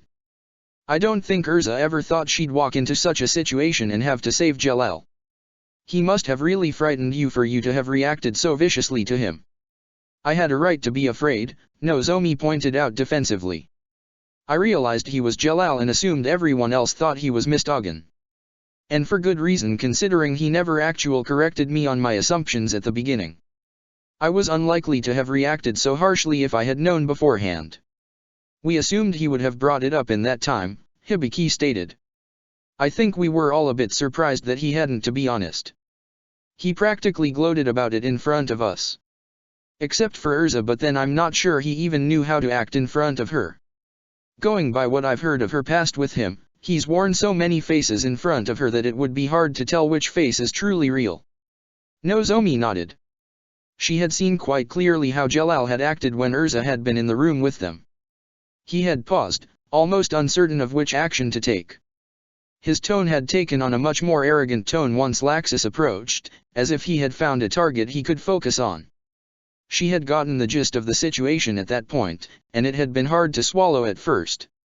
Not only had Jalal returned with them, he had also offered his help. He hadn't named a cost, yet, but it went without saying that he wanted his freedom for this. He was being treated like Hades on that regard, if a bit more warily by those who had encountered him personally. But when asked about his own personal stake on such matters, he had merely muttered something about a promise and ignored any attempts to make him elaborate on that. He can't be trusted, she stated calmly to Hibiki. He'll be useful, but he's had years of playing people and acting out different roles. That's why we are keeping a constant eye on him, said Hibiki in response. I don't like this any more than you do. In fact, you probably hate this a lot considering what his existence means for Mistogen. I know he was your friend and all. I knew he was at risk of fading, but not this quick. With his will, he should have been able to last much longer. Mest said he'd seen him begin to fade for some time now. He told us a bit while you were resting. I assume he never mentioned anything. Not to me, but if Mistogen told him not to. Mest. Hibiki frowned, turning from his magic to her in concern. Nozomi. Mest knows, Nozomi muttered, her voice becoming more confident as she repeated the phrase a few times. Don't you get it? Mest knows about Poison Viper. But that wasn't future knowledge. It wasn't, muttered Hibiki too as he shot back to his screens, rapidly bringing up data and scanning through them as fast as he could. I'm an idiot, he added in annoyance, gesturing her over as he pulled up a report for them both to see. I completely missed it. Missed what? This. Raising a finger, Hibiki pressed it against the screen, right over the name of the writer of the report being shown. This is a report on the elimination of Poison Viper and the recovery of the artifact stolen by them. Look at the author. Doran Bolt. Nozomi nodded. That was Mest's alias when he was in the Magic Council. Isn't his present self still going by that name? Apparently he chose to keep it, Hibiki said helpfully. I can't believe I missed this. I've grown so used to acknowledging Mest by his actual name that it slipped my mind that he went by another at one time. So when I saw the name Doran Bolt, I didn't even think that I should make the connection between the two. If Mest made the report, this has to confirm that he was there, right? Nozomi asked, having to wait a few moments for an answer while Hibiki was glancing over the whole document. He was definitely there from the look of this, Hibiki finally said to her. The report is too personal. He's tried to be professional, but the way he phrases stuff is like he was there rather than simply stating facts. He saw these events personally. Which means that he was there with Ichigo that day. I'll go get Mest, Nozomi stated, already moving to leave the room. If he knows, he can tell us right now if it looks like Ichigo is heading there. Be quick about it.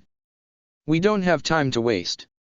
It didn't take her long to find Mest, and without many words being spared she had grabbed him and dragged him straight back to Hibiki, giving him the bare bones of the situation. "Yep, that's my report all right," Mest muttered as he looked it over. "Remember writing it years ago?" Glancing over the map tracking the rough locations Ichigo had been going in, Mest eyed the line acting as a reference point for the mages before pointing to an area along its path. "Here. That's where Poison Viper was based. If this path Ichigo has taken is accurate, he's heading there for sure. I can't think of anything else that I would know of that is along that same path. Though what?" Hibiki asked suspiciously. "If there is some other place he might go, it is worth knowing. With how fast he is going, picking the wrong place to try and intercept him is not acceptable. No, that is the only place. It's just I'm surprised that you had to come and ask me. Should it be? Huh. That's odd." "What's odd?" Nozomi asked, noticing how Mest had turned back to the report he had written and was examining it with a critical eye. "Is there something wrong?"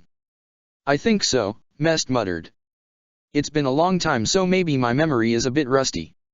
Still, just to be safe. Hibiki, do you think you could pull up a few of my old reports? Just choose them at random but get some from before and after this event. Gathering them now." With a wave of Hibiki's hand, new screens popped up around them, each with a single report displayed for all to see. "That enough?" "That'll do," Mest muttered, leaning in carefully to each in turn. "Bit empty on this one but I was new. Still got the details right though." Moving to the next, he muttered similar notes before finally reaching the last one. "I thought so. Was I out of it that day?" "What do you mean?" "My mental state. Perhaps I wasn't feeling that well that day. People know I saw what Ichigo did and that I came back shaken afterwards. They would have seen Ichigo drenched in blood, and seen how he acted at the time. It would be natural for many to just assume I slipped up a bit on my report, and considering my track record allowances would be a given so long as it was good enough." "Everyone makes mistakes," Hibiki said as he closed down the screens.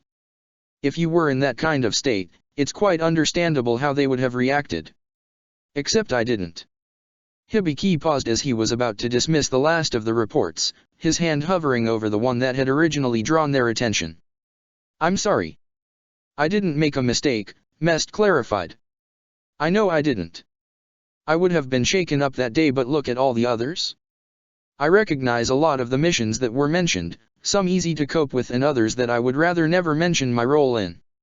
And yet all of them gave all the necessary detail because that was what was expected of me.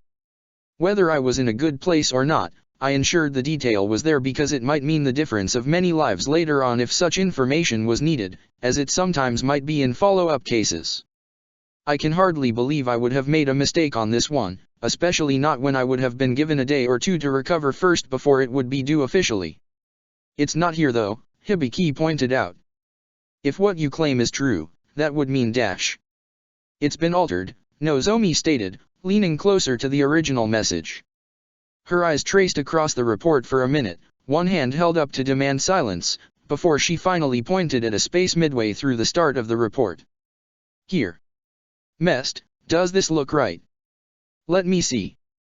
Taking Nozomi's place, Mest eyed the information critically before shaking his head. "My style changes. It's subtle, as if someone is trying to mimic me for a line or two. I would have added the location of Poison Viper's base here but instead it's been shortened quite heavily to just imply we arrived at the specified location. Did you check if this report exists that it references?" Hibiki nodded. "Can't find it.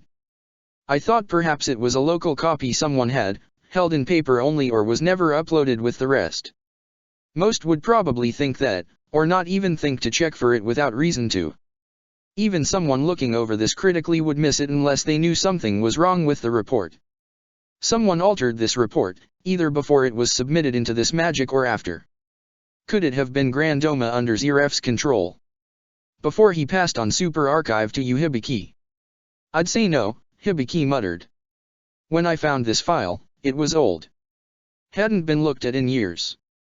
This was before Grandoma's time.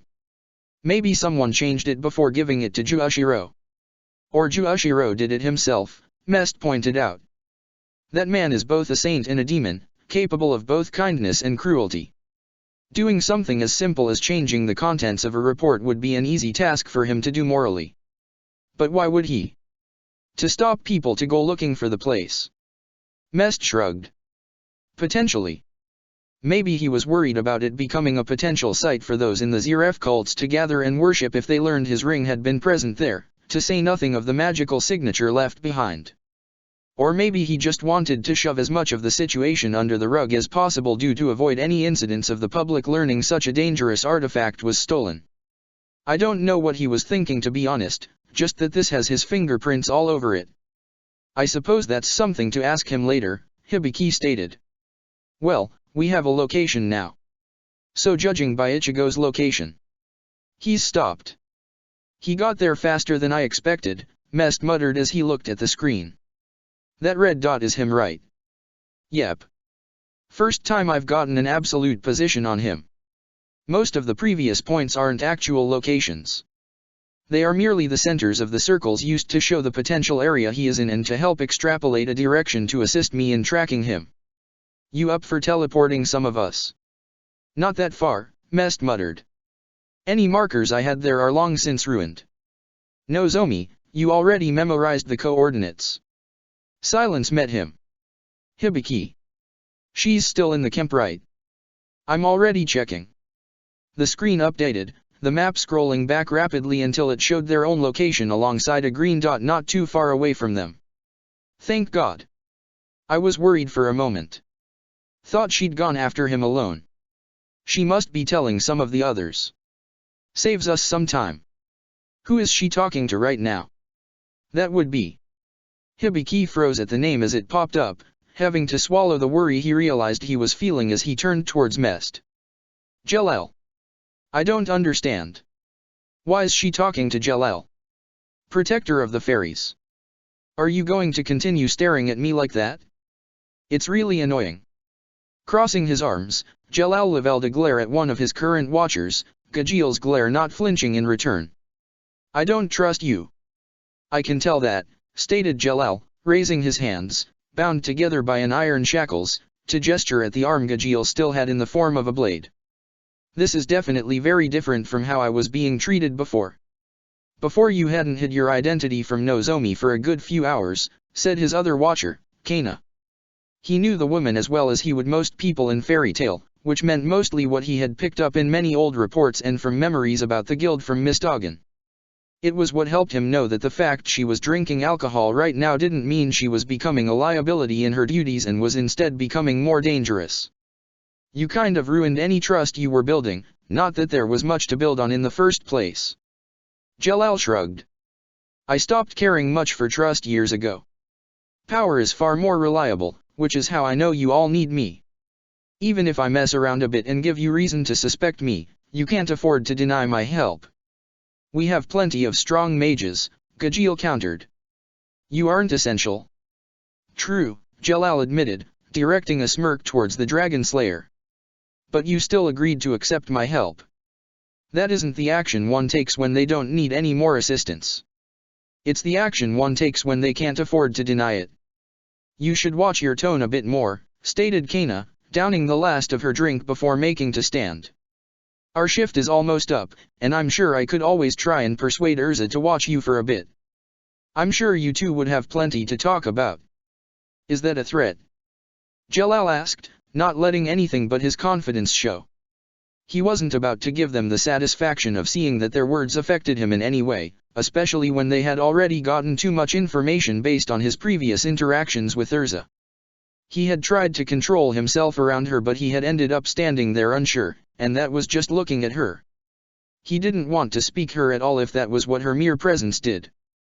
Just consider it a warning, Kana said before turning away from him. She was almost at the edge of the tent they were hiding him in when the flap opened, a face he was familiar with popping into view. It was a face the others were familiar with too, and one it seemed they were surprised to see going by Kana's shocked expression. Nozomi? Kana asked in concern. Are you alright? What are you doing here? Shouldn't you be resting? I rested enough earlier and didn't want to go back to lying in a bed aimlessly, Nozomi replied swiftly with, glancing over towards Jalal. Are you leaving? I can take over watching him for a bit if you want. I'm not sure that would be wise, Gajeel said from his seat. Weren't you still meant to be recovering? If he was to try anything, he'd overpower you in an instant. I can do the same to you too, you realize, Jalal stated as he spoke up, purposefully raising his hands for them to see before releasing some of his magic around his wrists, the familiar glow of meteor appearing briefly as he shattered the metal binding his wrists with his increased strength.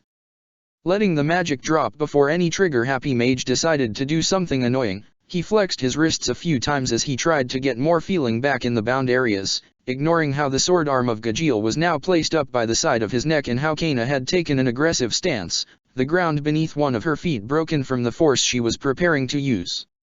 Interestingly enough, he noticed there was one occupant of the tent unaffected by his show. This not enough to worry you? Nozomi shook her head, placing a hand calmingly on Kaina's shoulder before taking a few steps in front of her. If he wanted to harm me, he had plenty of chances to do it earlier when I had no reason to suspect him. Her words though weren't nearly enough to calm down Kaina. You can't honestly trust him. You know what he's capable of, right? Yes, I do. And it's not a matter of trust, Nozomi pointed out, continuing to approach Jalal until she was standing beside Gajeel. Whether he wants to admit it or not, he has been influenced by Mistogan. There are tells I'll be able to recognize if he does try anything, and anything that could surprise me will be too large for you all to miss. Leave him with me for a bit and go take a break.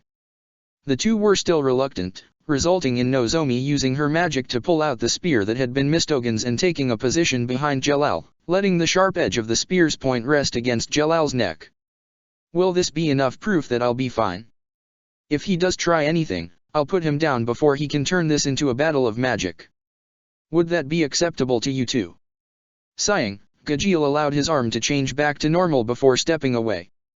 10 minutes and I'll be back, or I'll have someone else sent to take over. Whatever you want to talk to him about privately, do it in that time. You knew? Nozomi asked curiously, sure that the surprise she was feeling was shown clearly on her face, going by Gajeel's amusement. He was once your friend, and for some reason he was lying to you for a few hours. If I was in your shoes, I'd want answers too about why he did that. Come on Kaina, let's go. Are you sure? Kaina asked, still looking between Nozomi and Jalal cautiously. There was two of us here specifically because of the danger he poses. Even if it's only for 10 minutes, it's a long time to leave him in the hands of one person. If it helps, any aggression I do will only draw in your whole guild, supplied Jalal helpfully, grinning at the glares sent his way. I'm sure your guild master would be more than capable of chasing me down in the air, and that is ignoring the other strong mages in your group and even Hades himself. He's got a point, Gajeel growled, reluctant to admit any form of agreement with the man in front of him. Remember, 10 minutes Nozomi. That'll be fine. Thank you, she said as the two mages left, leaving her alone with Jalal. Turning his head around a bit, Jalal directed the smirk towards her as his eyes drifted towards the spear. So are you going to drop that now and tell me why you're really here? Because I know I won't give off the same tells that Mistogan would, and you know that too. You were lying. I needed them gone, Nozomi said, bringing the spear away before chuckling it towards Jalal. The man wasn't able to hide his surprise at the action, hurrying to catch the weapon before it could draw any attention from the noise it could make from hitting the ground. Good catch. You're giving this to me? He frowned, glancing at the weapon uncertainly and looking for any signs of modifications. Odd. Where's the trap? There isn't one. I haven't had time to build it yet. Ouch. You actually admitted you would have trapped it. I don't trust you, Nozomi stated, those words enough of a reason for her actions in both of their minds. Right now, it even hurts to look at you. That used to be Mistogan's face, and seeing you wearing it and yet acting so different just seems wrong.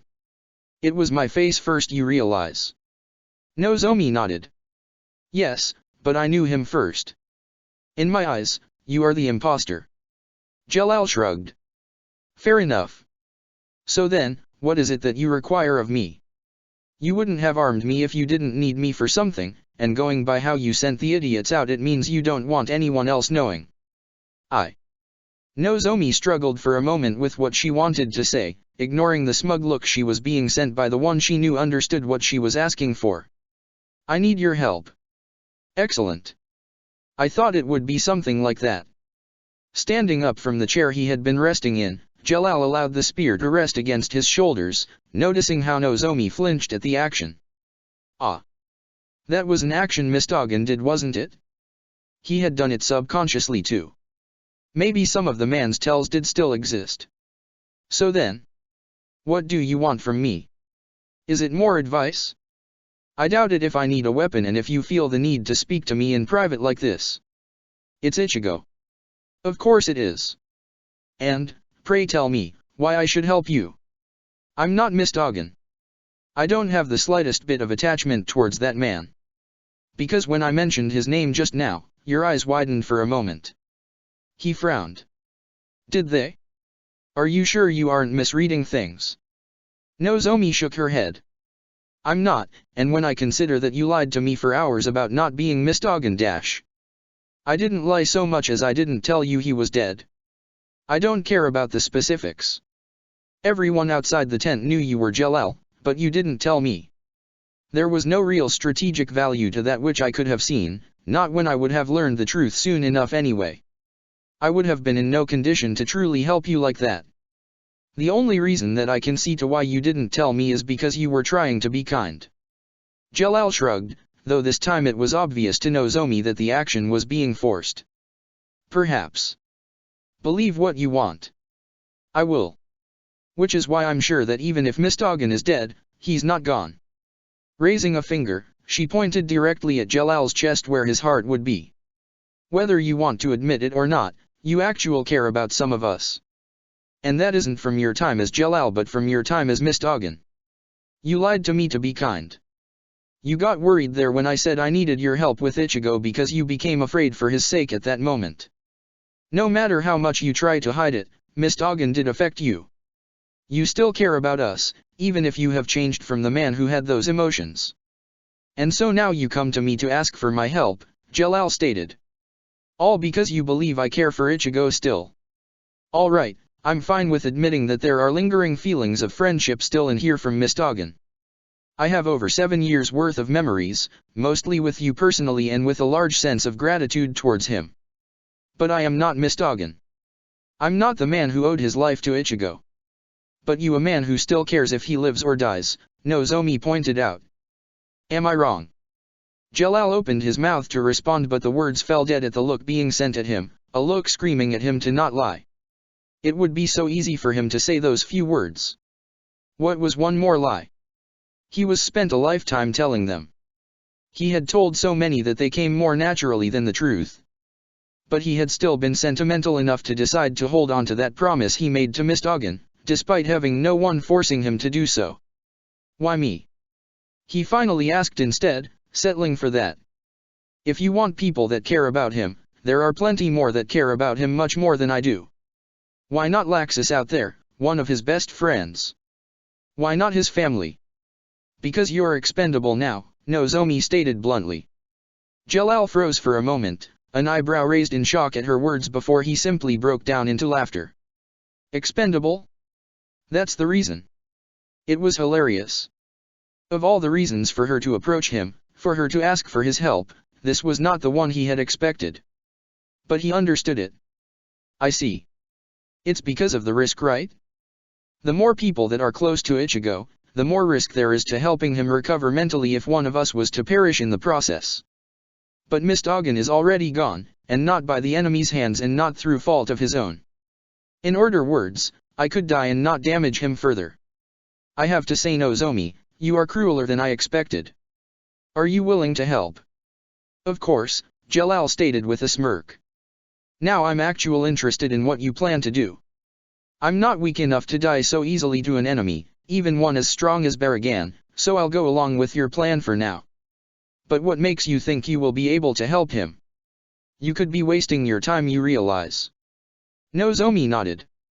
I know. But I am expendable too. And this is the answer I have decided on to try and help him. If anyone else dies before someone can reach out to him, he won't take their hand. He'll end up drowning in that pain. So even if we are heading into danger, I'll risk my life in the hopes I can make him listen to me, like he did before.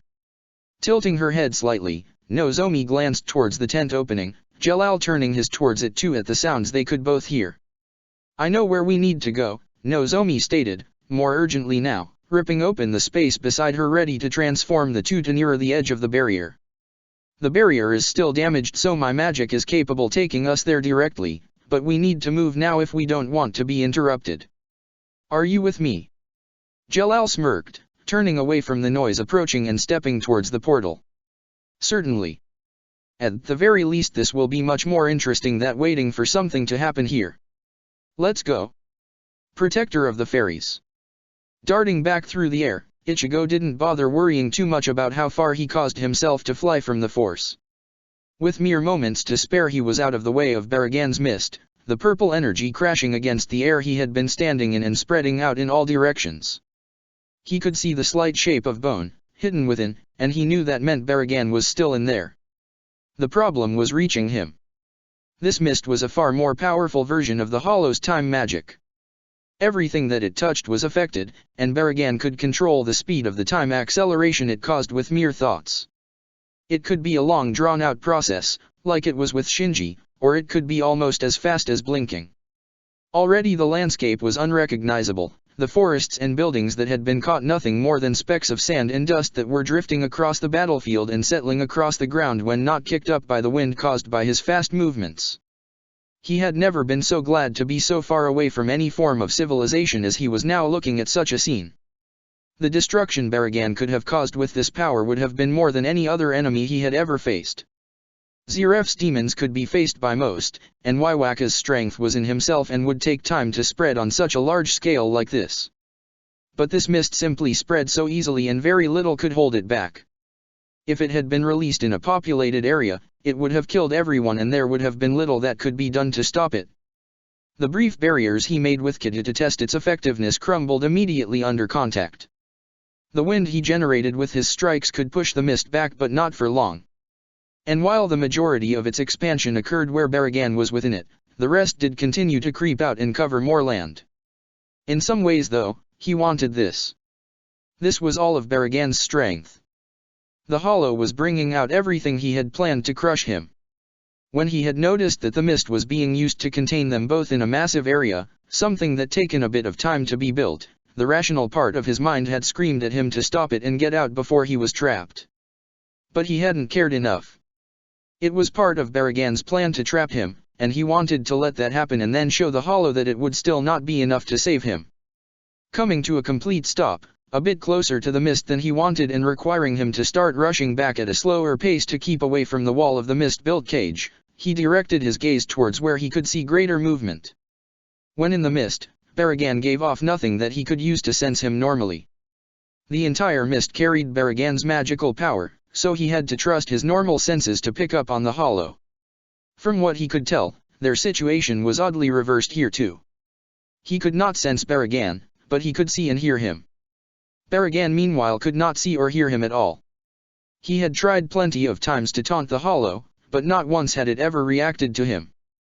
Baragan could speak, but the Hollow had never once spoken as if he expected to hear a response. What it could do however was track him through his magical power. Even if he gave off nothing due to the compression of his magic in his body, the fact his body absorbed magic was something that could still be sensed by those sensitive enough to magic. And so each time, Baragan would rush towards that energy. He could see the Hollow doing something similar right now, taking cover in the mists above him and getting ready to lunge down in a surprise attack.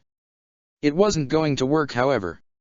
Letting himself fall, he dropped from the air as he quickly brought his sword up, repeating a process he had used before.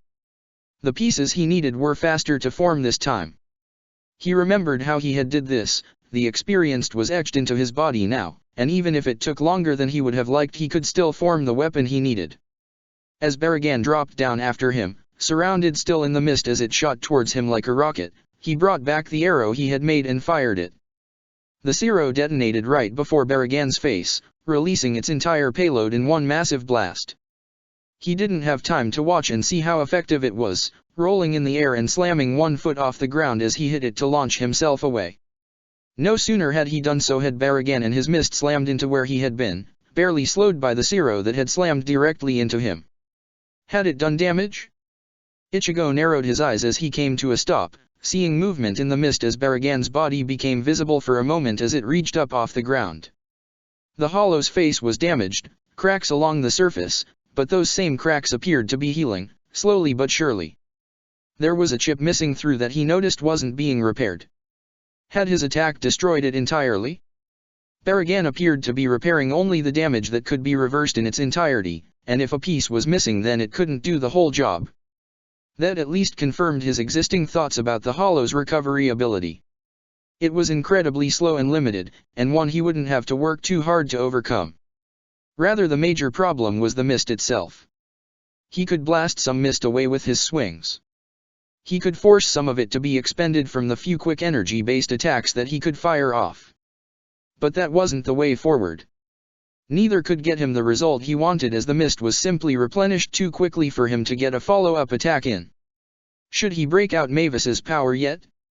He shook his head briefly as he noticed Baragan had retreated back into the mist walls, working to bring the barrier closer and at a faster rate in order to give him less room to work with. He would let it do that only for a bit longer. He needed to check the final limits of his current power and then adapt with whatever power he drew from Mavis. Carefully moving back up into the sky, he watched as the mist got closer and closer, keeping his sword ready.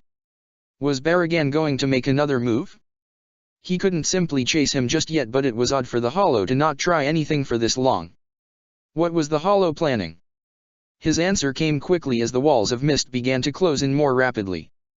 So that was what the Hollow was doing. It was swimming around in the mists at a much faster rate, causing them to expand more rapidly manually. The closer they got to, the less time it would take to fully circle them once again. Was that Baragan's game? Simply kill him quickly like this? He snarled, raising his sword up before swinging it towards one of the closest mist walls where he had seen movement as fast as he could.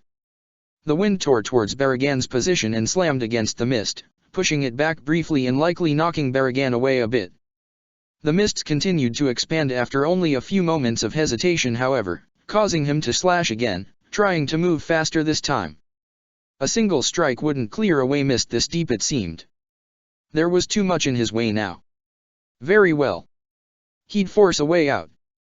Baragan had not used the mists above that much due to the way he had been moving, sticking closer to the ground. That would be his way out here to show how useless this cage would be. Though he would need energy for this. A small amount wouldn't be enough. Continuing to lash out to buy himself time, he drew in as much energy as he could from around himself, holding it within his blade as tightly as he could. Piece by piece it built up, what energy he could spare also being sent towards the blade. The mist's expansion increased in response to his actions, Baragan obviously sensing the large increase in power, and even rushed out to stop him, cutting off more of the space he had to safely move about in the process. Not that it mattered. He had more than enough for this purpose. As he dodged Baragan's hasty attack, he purposefully let the mist draw in before swinging his sword up, releasing all the energy in one massive blast. Getchuga Tenshou! He roared, the energy smashing into the mist above and tearing him away through.